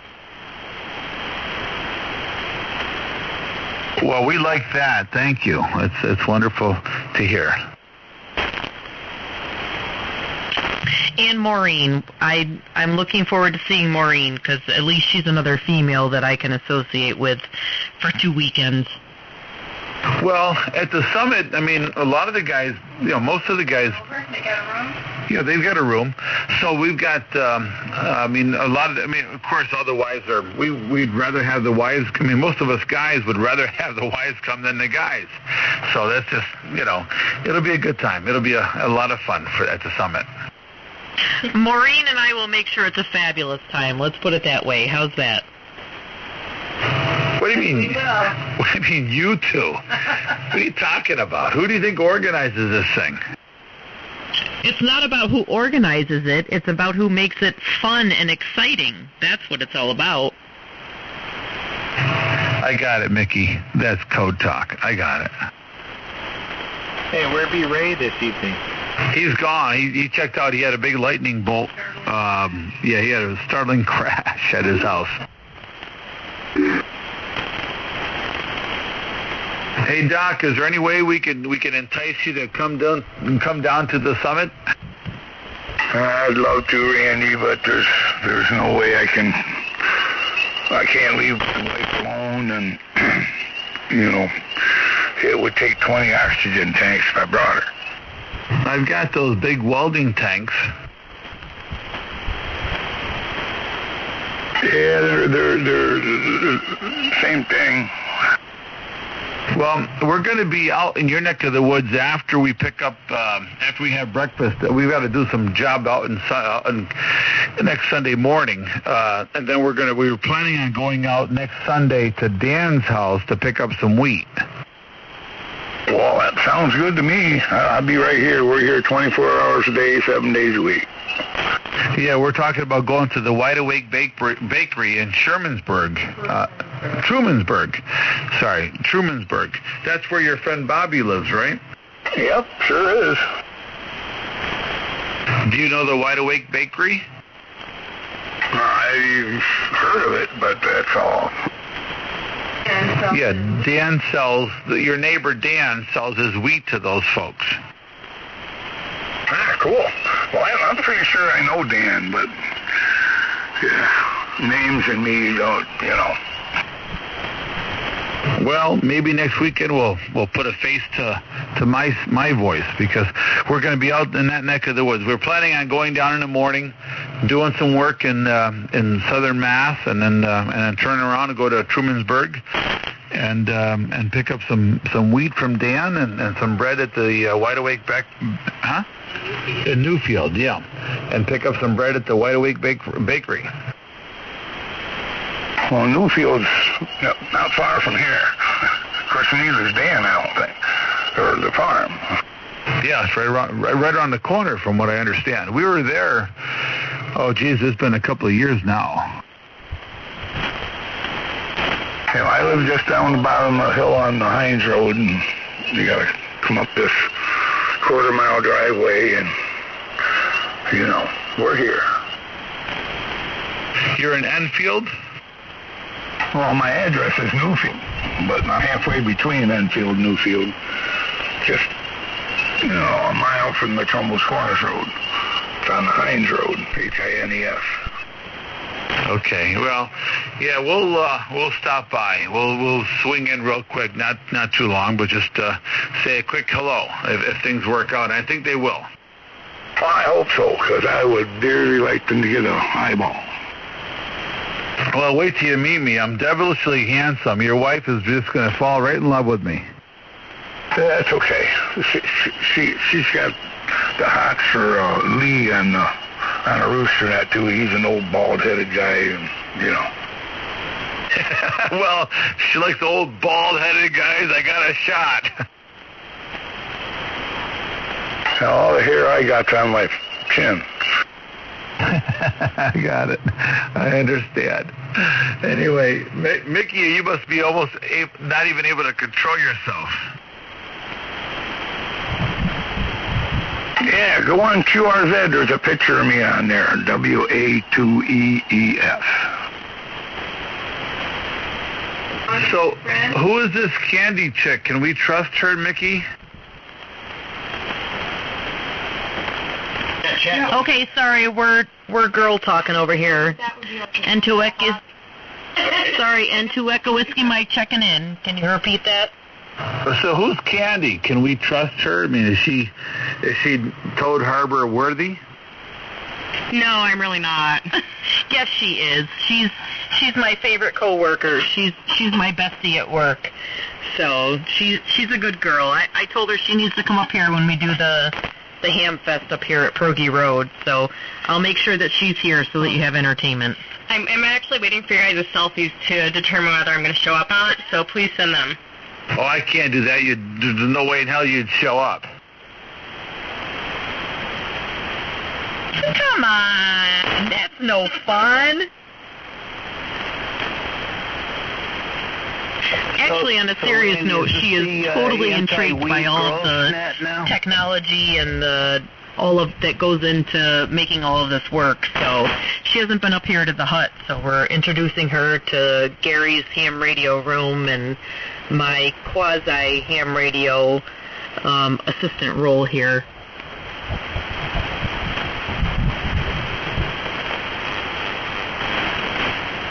My wife wants me to send a picture to you, but I'm not going to because I'd hate to embarrass Gary. Oh my goodness! Come on, there's no embarrassing Gary. He's my rock and he's my roll, so there's no embarrassing Gary. Gary's in heaven right now. I just know how Gary is, and I'll just leave it at that.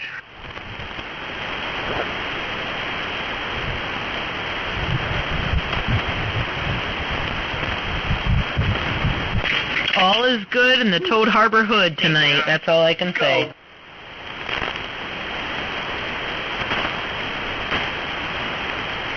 Besides, I've got just way too many girlfriends to handle right now as it is. Gary says, bah! And then Ray had to sign off, so here he had his chance with Candy. And she looks more like a Hallmark Channel girl than I do, so he would almost actually be interested in her, but oh well, whatever. So much for lightning tonight.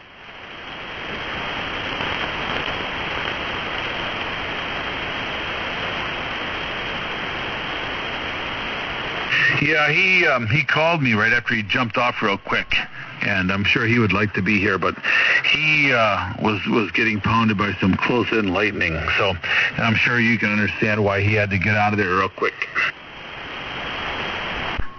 Nope, totally understand from this end.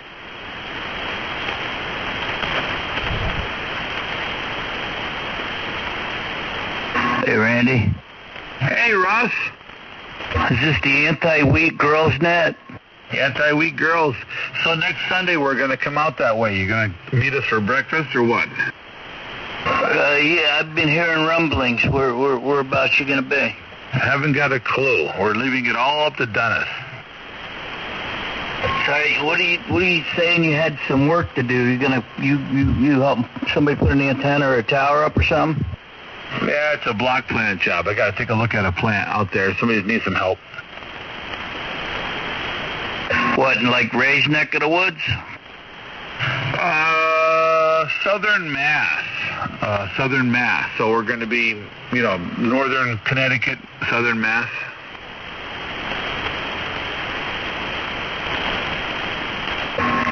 East or west? I have a clue. I don't know. I'll let you know during the week. Yeah, I'll have to check with Bo Peep and see what she's got going on. Yeah, you guys figure out your plans and let me know. KC1RS.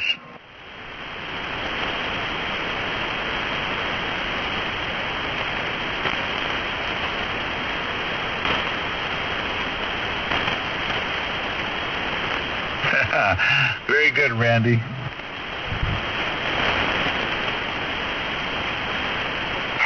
True.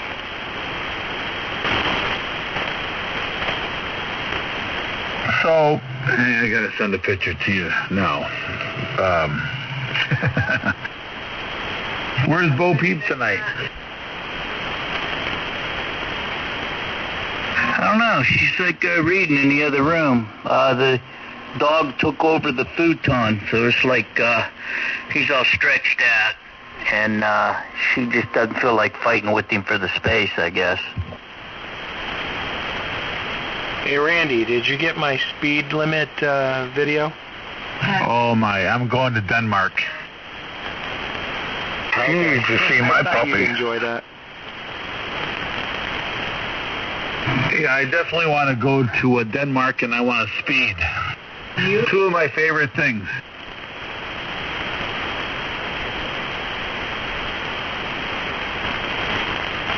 Driving fast and boobies. I can relate to that. Right?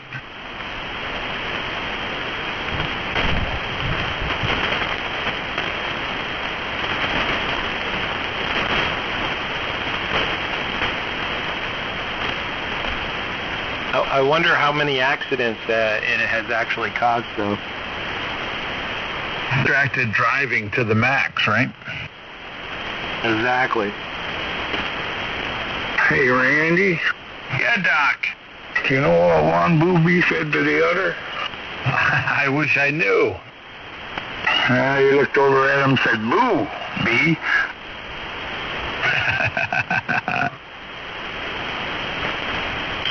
I will tell you that Candace just liked your recent text about your old picture of yourself, Randy. I was very young. That's when I was very young. Back in 1964 and 3/4. That's okay. That is Facebook-worthy post for her, so thank you for the contribution. I don't think I Facebooked that. That was a direct to you. I wouldn't want to do anything dirty on Facebook. No, but that is share-worthy. She will not quote you in the post, but it's definitely going to go viral on Facebook pretty soon. So what does Candace do? She works at a school. I think you work at a school, right? No, I'm back in the insurance business. I'm an insurance agent, and she is one of the service... What do I call you? What are you? Service assistant with a smile, with I get a little bit of a brain that's much more capable of that, but we're the powerhouse behind Haler, Fryer, and Kuhn in Johnson City in personal insurance needs in Johnson City. Can you insure ham radio equipment? We absolutely can, and you absolutely should on your homeowner's policy, and I can advise you on that.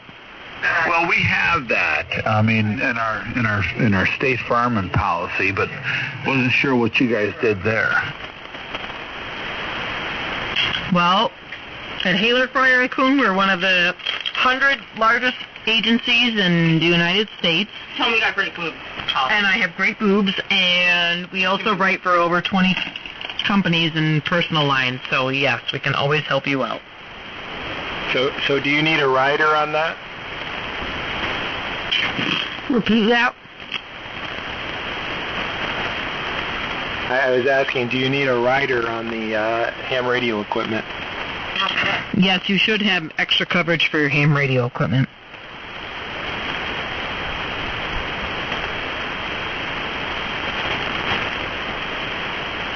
Depending on the company you're with, you should see what the limits are for that kind of coverage.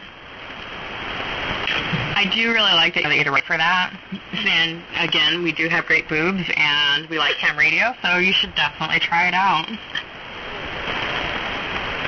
Okay, where do I sign up?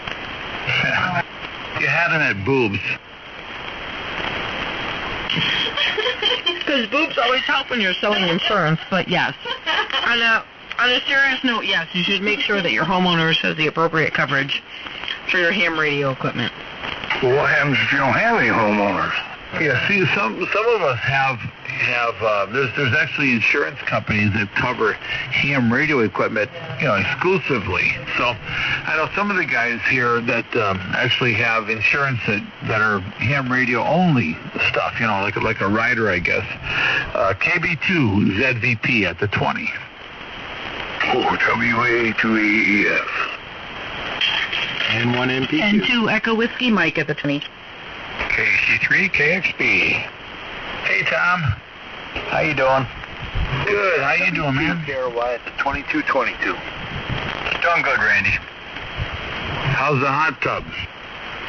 I was in here earlier, then I went out in the tub for about an hour and come back here and I just woke up again. Taking a snooze? And that seems to happen quite often when I'm in the tub.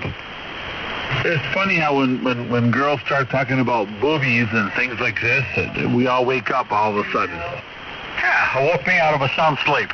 It's like a shotgun You boys going are off. all the same no matter what, but we love you no matter what. And I got to be up at 4 o'clock in the morning, so I got to go. Darn it. Where do you have to be at 4 o'clock in the morning? I do the Roosternet over the internet. Oh, that's right. Well, I'm going to be home tomorrow. What frequency is the Roosternet on? That's 3.990. I might get up and make a quick hello. I check into the Roosternet once in a while. Hey, we cool. Well, I'm Rooster number 11D10. How many times do you have to check in to get membership? It's 20 times in 90 days. So if you only check in on the weekend, you can do it if you're a working man. It officially starts at 6 in the morning, but the prenet starts at 4. And I do on Fridays and Saturdays, every Friday and Saturday, I rebroadcast it over on the internet, so workaholics and stuff can still listen to the Roosternet on their cell phones and stuff. Boy, I'll tell you, Randy, you guys are really going to like this stuff. Boy, does it go down easy. Well, we'll have to wait till the 15th to take a little sample, I guess. What's her name? Incidentally, the Roosternet's been going since 1957 without missing a single day. That's pretty amazing. Yep, it was started by Doug Frossingham in New York. 1957 till 2019. It hasn't missed one day at all. Not a day. It's been on every day, rain, shine, snow, blizzards, hurricanes, and all that. Hey, I've been alive every day since 1958. Oh, you're a youngster. I was going to say, he's an old sumbitch. I ain't going to say nothing then. Okay, Doc. Have a good night, and we'll be on tomorrow. I jotted down 3990, and I'll see if I can't swing in there in the morning. Say a quick hello. Alrighty, well, after the net's going, I'll swing down here and check in with you, too. All right, buddy. Have a good night. Sleep well. You too. And Candy and Mickey, really nice to meet you. I was trying to get the wife to say hi, but... hey. Hi. Hey, Doc, do we have to Are say those goodnight peepers I'm hearing in the background? each of the peepers individually, or can we just say goodnight to all of them at one time? Yeah, you'd be good nighting for a month. Yeah, golly. And I'm going to let them put me right to sleep. That's what I'm going to do. So, anyway, my wife's call is KC2JCN. Kilowatt Charlie 2 Juliet Nancy Charlie.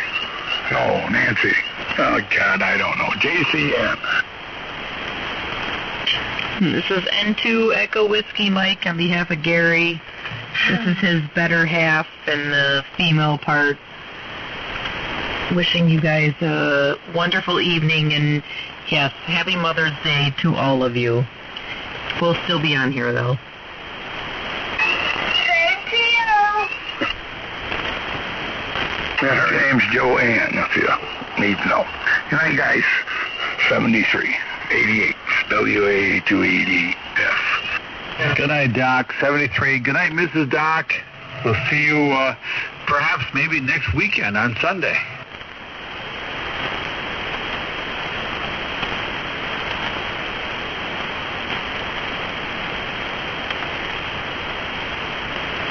She said, okay, Randy.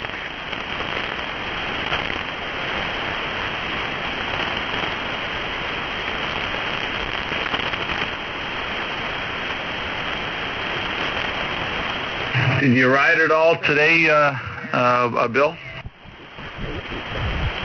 No, we had rain all day.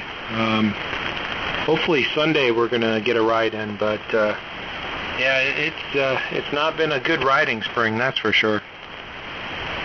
Yeah, I haven't had the bike even out to get it cleaned up and stuff. It's back in the barn, you know. Maybe Sunday afternoon, if the weather's halfway decent, we'll take it for a little ride. Excuse me. Put some fresh gas in it and get a cup of coffee someplace. Who knows? Oh, God. Hey, Randy, have you ever heard of S100? S100? Is that fuel?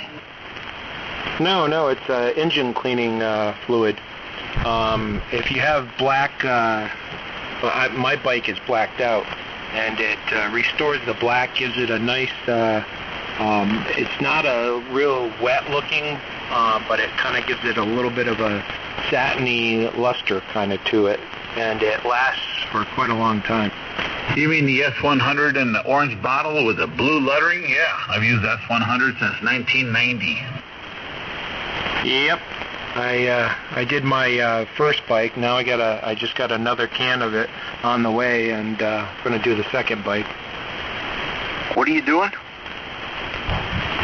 You just spray down the engine and all your black powder-coated stuff, and it takes any of the graying out of it, gives it a nice kind of a satiny, lustery look to it. Black, you say?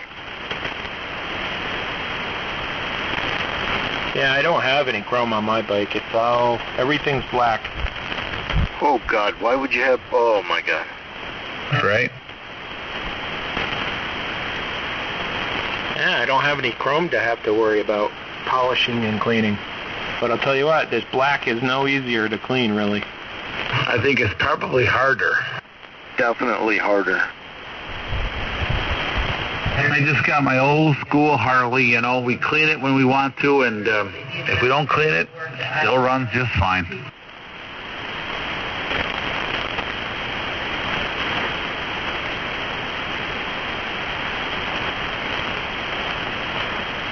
Hey, Randy. Yes, Thomas. Well, the big news is Erie we're out of shore out of Erie. Now it's supposedly going to be held at Lake Erie Speedway there in Northeast. What is what?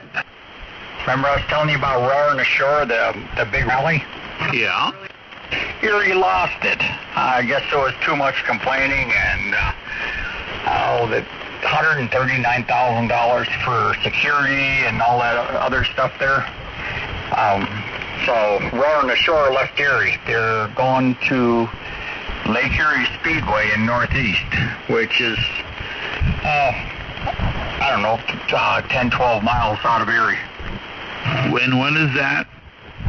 I don't know. It's in June sometime, I guess. No, it's in July, I think. Well, July when? I don't know. Well, come on, Tom. Randy, tell him. We rely on him to tell us about the Pennsylvania news. Come on, Tom. I keep telling him everybody from Western PA is the best. You can't bring something up if you're not going to have the details now. You're letting them down, Tom. Hold on. I'll ask my wife when Roaring Ashore is. I'll be right back. Oh, there you go. Gonna ask the wife. Yeah, I'll race right up there. I can relate to that. I can't pick on him for that. It's a good man right there.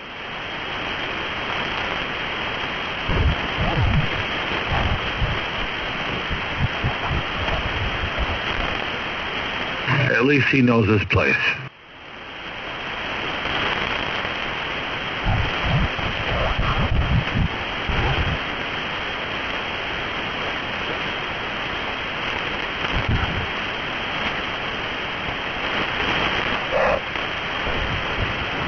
So who's doing what on Sunday for Mother's Day?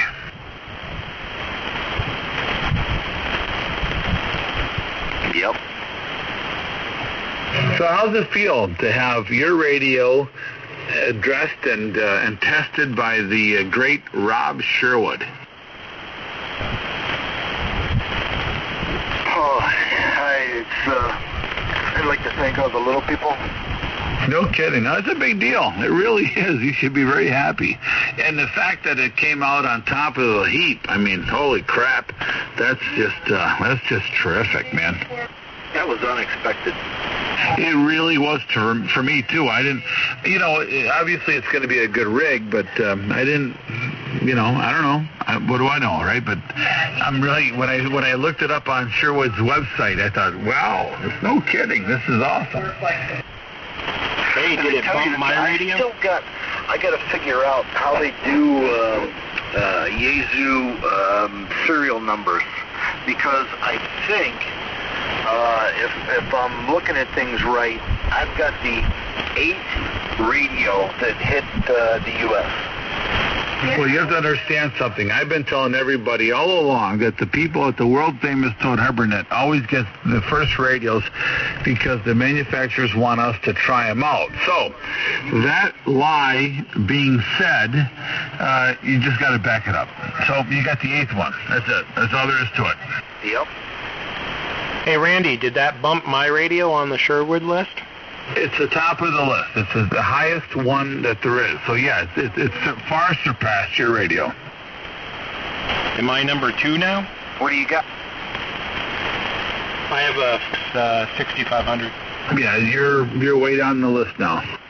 Oh, 67 is the second. But I don't even see where 65 is. Hey, Randy. Yeah. I didn't say anything to Ray about it, but Sherwood's list. There's footnotes for the 7851.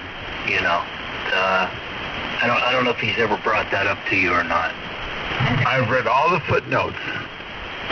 Yeah, and you guys, you don't hit those big numbers without that 1.2 kilohertz roofing filter in place. You know that, right? That's right. There are no footnotes for the 890. And I think the 65 and the 67 are the same as far as receiver goes. That's what I was reading. Hey, Randy. Yeah, Randy. What's the number one radio on top of the list? Let me look it up here. Hang on one second. I gotta take a minute to get here. Cause I'm looking at the 7610. So I'm way down the list. Let me look up. Keep going. This is Flex. No, it's not the. It's the FTDX 101D. Is there a footnote that said the one on top is number 2 because of footnotes? There's no foot fungus notes here at all. All right, just checking. Back to net. July 17th through the 21st. Oh, not that weekend. 17th through the 21st. Yes, and the parade is supposed to be led by, remember the series Sons of Anarchy? The parade's supposed to be led by Treg. I'm not going. If you know him. Not going. You mean Tiggy? I guess Treggy or whoever. Which one's Treg? I know Tig. Yeah, he was in the Sons of Anarchy. He's supposed to be the MC. Yeah, okay, so Treg the son? No, he's supposed to be the actor. Yeah, I know. I'm trying. What actor? Which? Black hair. The curly black hair. That's Tig, not Treg. But who's Treg? Tig is the cross-dresser. But, like I say, it was some finoctor from Sons of Anarchy is supposed to be master ceremonies. Yeah, but you know what? Those guys are all freaks. Who cares about actors? And I mean, the thing that people don't understand about actors is that they're freaking acting. Okay, they're acting. They are acting. You don't know who the real person is. Hey, I don't know. Tig Traeger. So he's the one that was in love with the cross-dresser. Probably. Yeah, whatever. Who cares?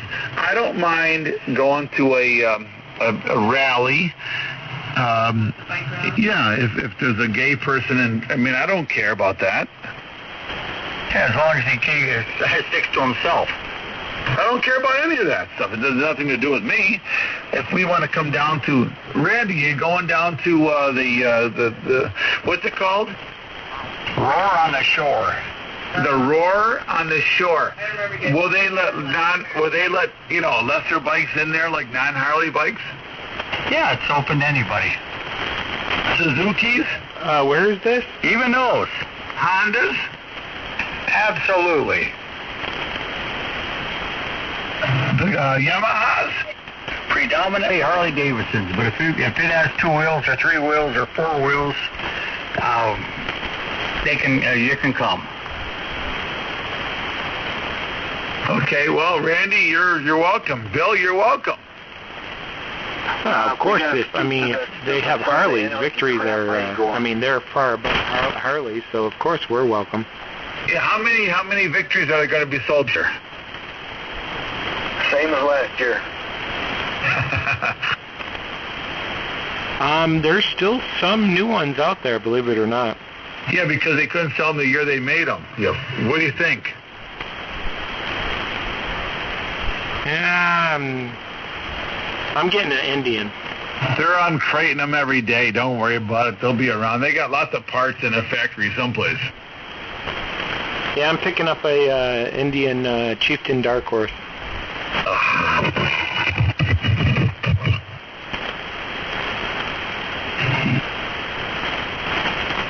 Yeah, a lot of bike for the money. Yeah, that's right. A lot of bike for the money. Wow, the band's acting freaky. Why is that? You're actually hearing Bill? Everybody sounds warbly. That was just your receiver. You're running a Yaesu after all. I can hear MUFON. I was loving talking to Rob today. He was so funny.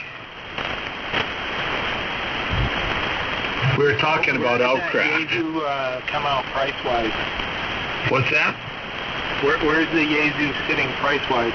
It's $4,000. All right, so a little higher than the 890 then. No. Well, it's $300 higher than the 890.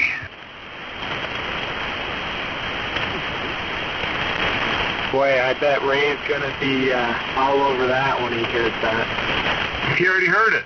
I mean, it's a great radio, and Ray said it was a great radio. Wow, he said, and I quote, "Wow, that's a great radio."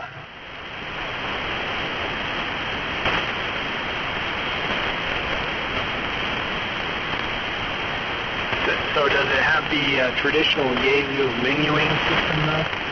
It does.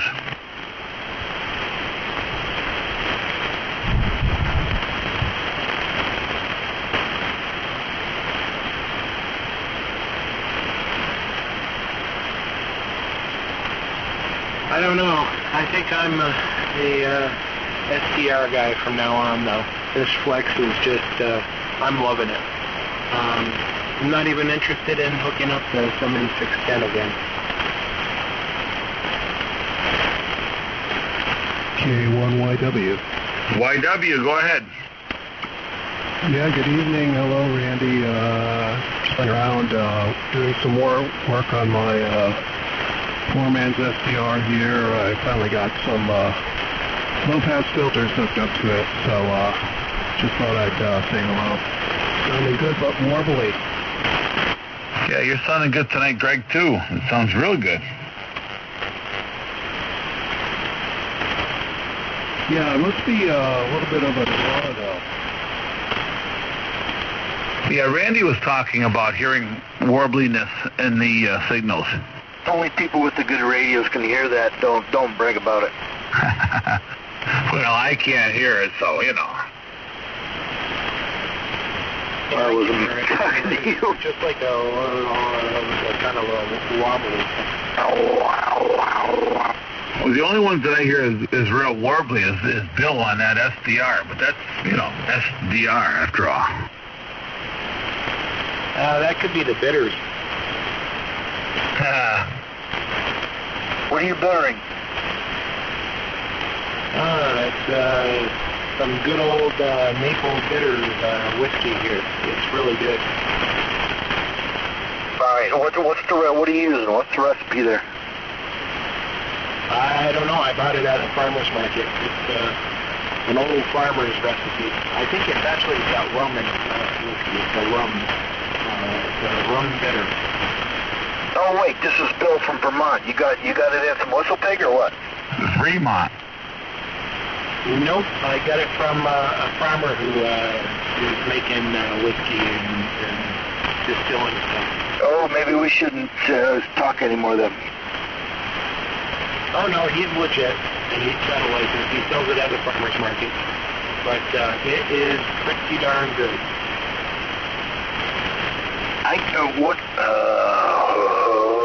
What are you doing this weekend? Tomorrow I have to go to a fishing derby with my son. Last year he was the biggest catch at the fishing derby. I don't know, Randy, did I show you that picture? Did he, Randy? I never saw it. Yeah, I don't think I did either. He got hooked right in the forehead. We had to go to the emergency room and get the hook cut to get it out of his forehead. Oh, I did see that picture. Yes, I did. I hate when that happens. Well, thank God it was not an inch lower, because it would have been right in his eyeball. Wow.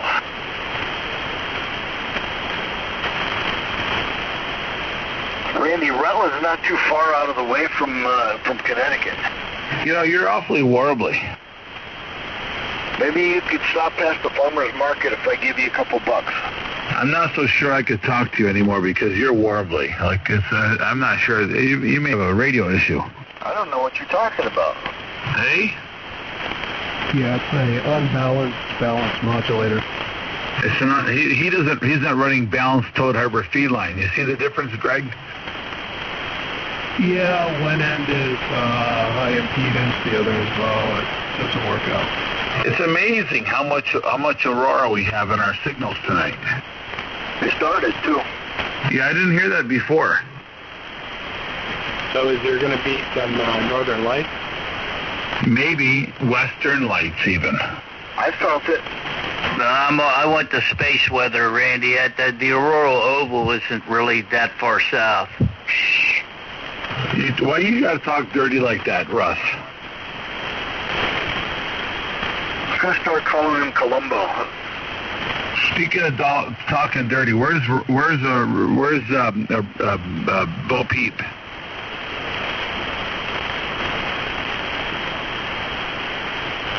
I thought he said she was watching a movie. Are you going to go to breakfast next weekend? What, her and I? Yeah, well, you, her, and I, and Maureen, and Dennis, and his wife Sandy, and Devin, and Ray, and his wife, whoever she is that day.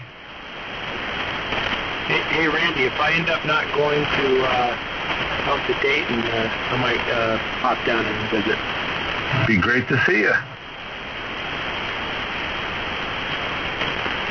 Who's that, Bill? That's Bill from Vermont. Oh, well, give him my number. I need, I'll have cash waiting for cases of Whistle Pig and what's the other, what's that rum there? No, not rum. The gin? The Whistle Pig Stormy. What's the gin? The Tomcat. Tomcat, yeah. I need to get some of those. I got a Tomcat here. And some of that maple bourbon something. Hey, I'll tell you, you would love our farmer's market. It's the only farmer's market that you can go around sampling stuff and get a little buzz in the morning. That sounds awesome.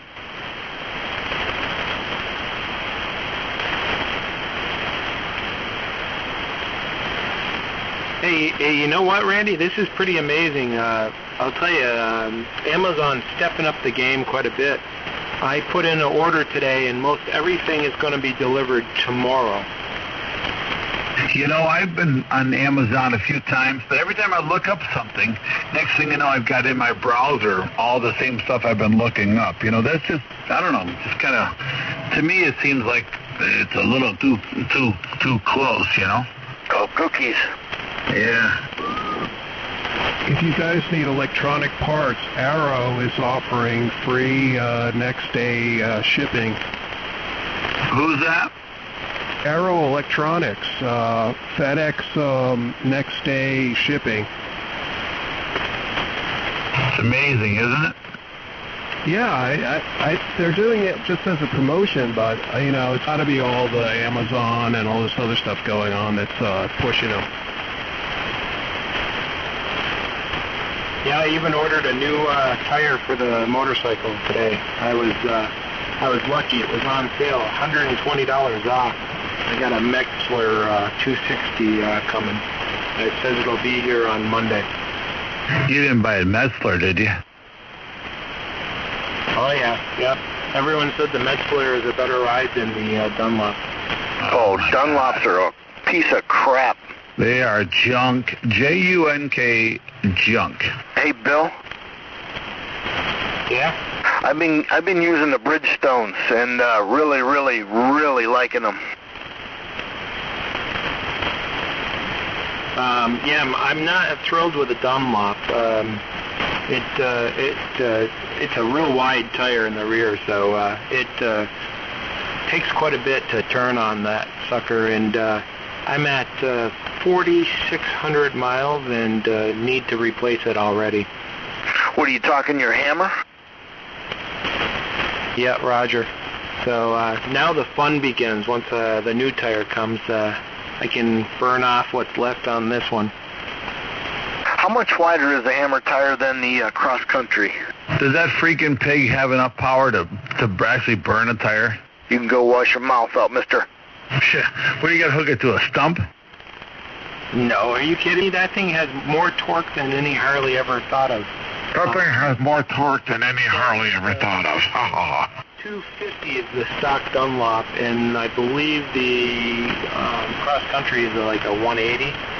Have you put that on a dyno? That was pretty good, Randy. You sounded just like Ray. I tried to. That was my Ray impersonation.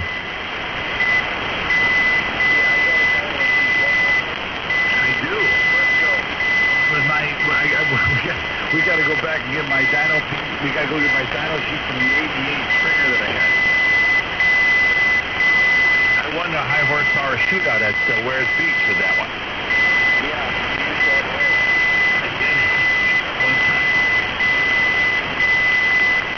Wares Beach. Skeeter Todd. I was on the cover of Easy Rider magazine, and Skeeter Todd had my Springer, my 98 Springer on the cover. Were you wearing your Canadian briefs, laying out on the bike? No, I'm not. I don't have a. What's that pig you got? Oh, that's right. They weren't thought of back then. Was that you posing with a banana hammock? That wasn't a banana. Are you seriously talking about banana hammocks on a Springer? I knew that would bring him out. Hey, so I got a question. Is that you wearing the black and white striped shirt? We're not talking to you, Bill.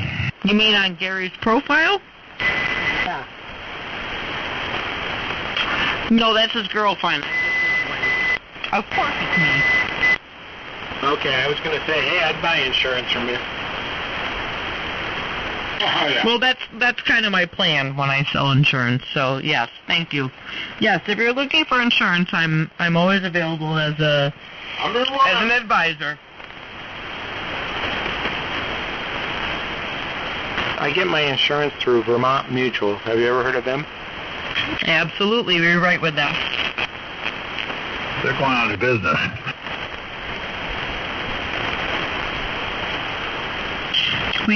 I haven't actually written any business with them. It's not a company that I prefer to do business with, but yes, I know who they are.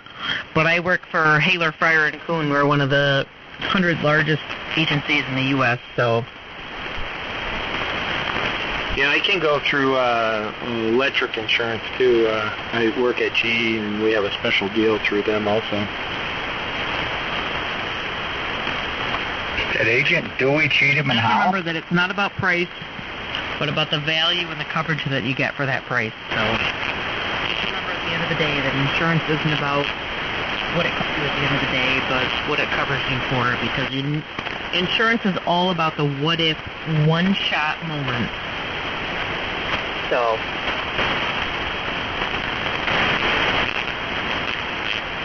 Dewey Cheatham and Howe. Hey, I had a couple that came to me for a personal umbrella. She was a part of a car accident, and nobody else in the accident really had any insurance, and they had a personal umbrella, and their policy paid out over almost $800,000 because the insurance companies didn't want to go to court because they were afraid it would pay out over $1 million. So just remember that when you're watching TV, the two advertisements you'll see most are advertisements for cheap insurance and attorneys that are willing to chase them. So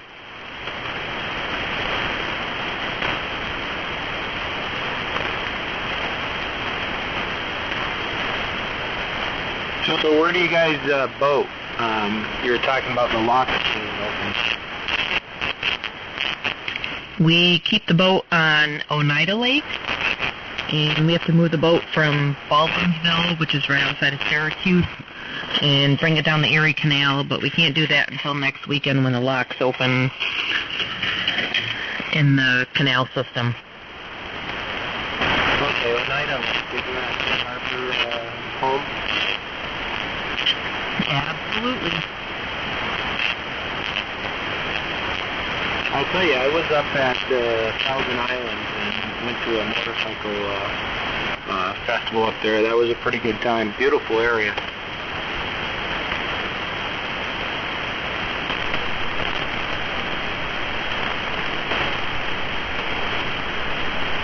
That's Erie Canal?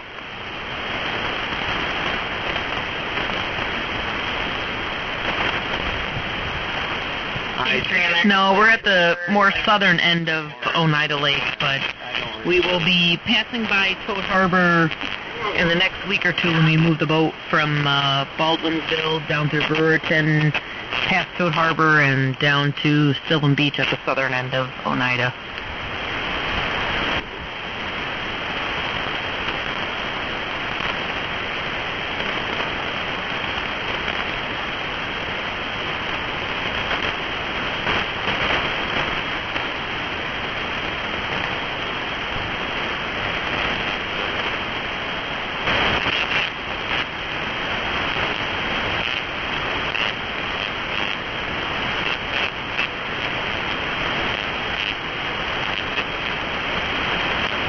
I'm back. So Chantel's coming on this weekend. What would we do without you? Just got a phone call from our girl Chantel.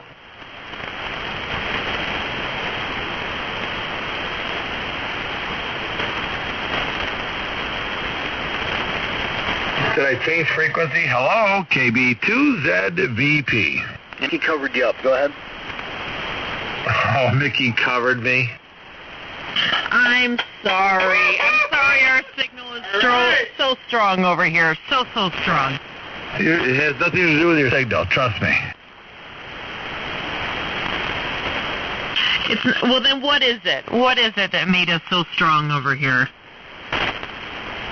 The fact that we would rather listen to you guys than Randy? Well, who could blame her? I mean, listen, what competition what could I offer that they can't? Welding. Oh, I can weld better than them. I'm sure I can weld better than any of them over there. Yeah, I imagine they're not fixing a lot of satellite dishes either, especially big giant ones. Right, exactly.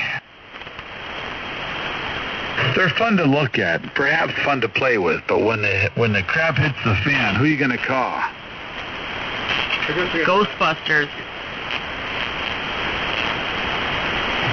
Heading out, boys and girls. Have a good night. I'm going to get up and maybe play with a little bit of radio antenna tomorrow. So you guys all have a good evening, and we'll see you all tomorrow. If you guys are up in the morning, we'll be here on 1930. So check in then. Mickey, always a pleasure. Gary, great to talk to you, kind of, sort of. And Candace, it was nice to kind of meet you. And I look forward to one day meeting you maybe face-to-face. Best 73, you guys. Good night. KB2ZVP. All right, KB2ZVP. This is N2 Echo Whiskey Mike on behalf of Gary, Mickey, and Candace. Wishing you a good night to you and Maureen, and we'll try to catch you tomorrow night. Good night, Randy. Y'all rest easy now. KC3 KXB. Good night, Thomas. Good night, Randy. Yep. Good night, Greg and Bill and Rand and Tom and Mickey and Candace and Gary and whoever else is out there. I hope you have a good evening. KB2ZVP. 73's Randy, and text me or let me know what the plans are for next weekend. KC1RS. Will do, Russell. Good night, all. I'm out of here as well. W2KRY, best 73.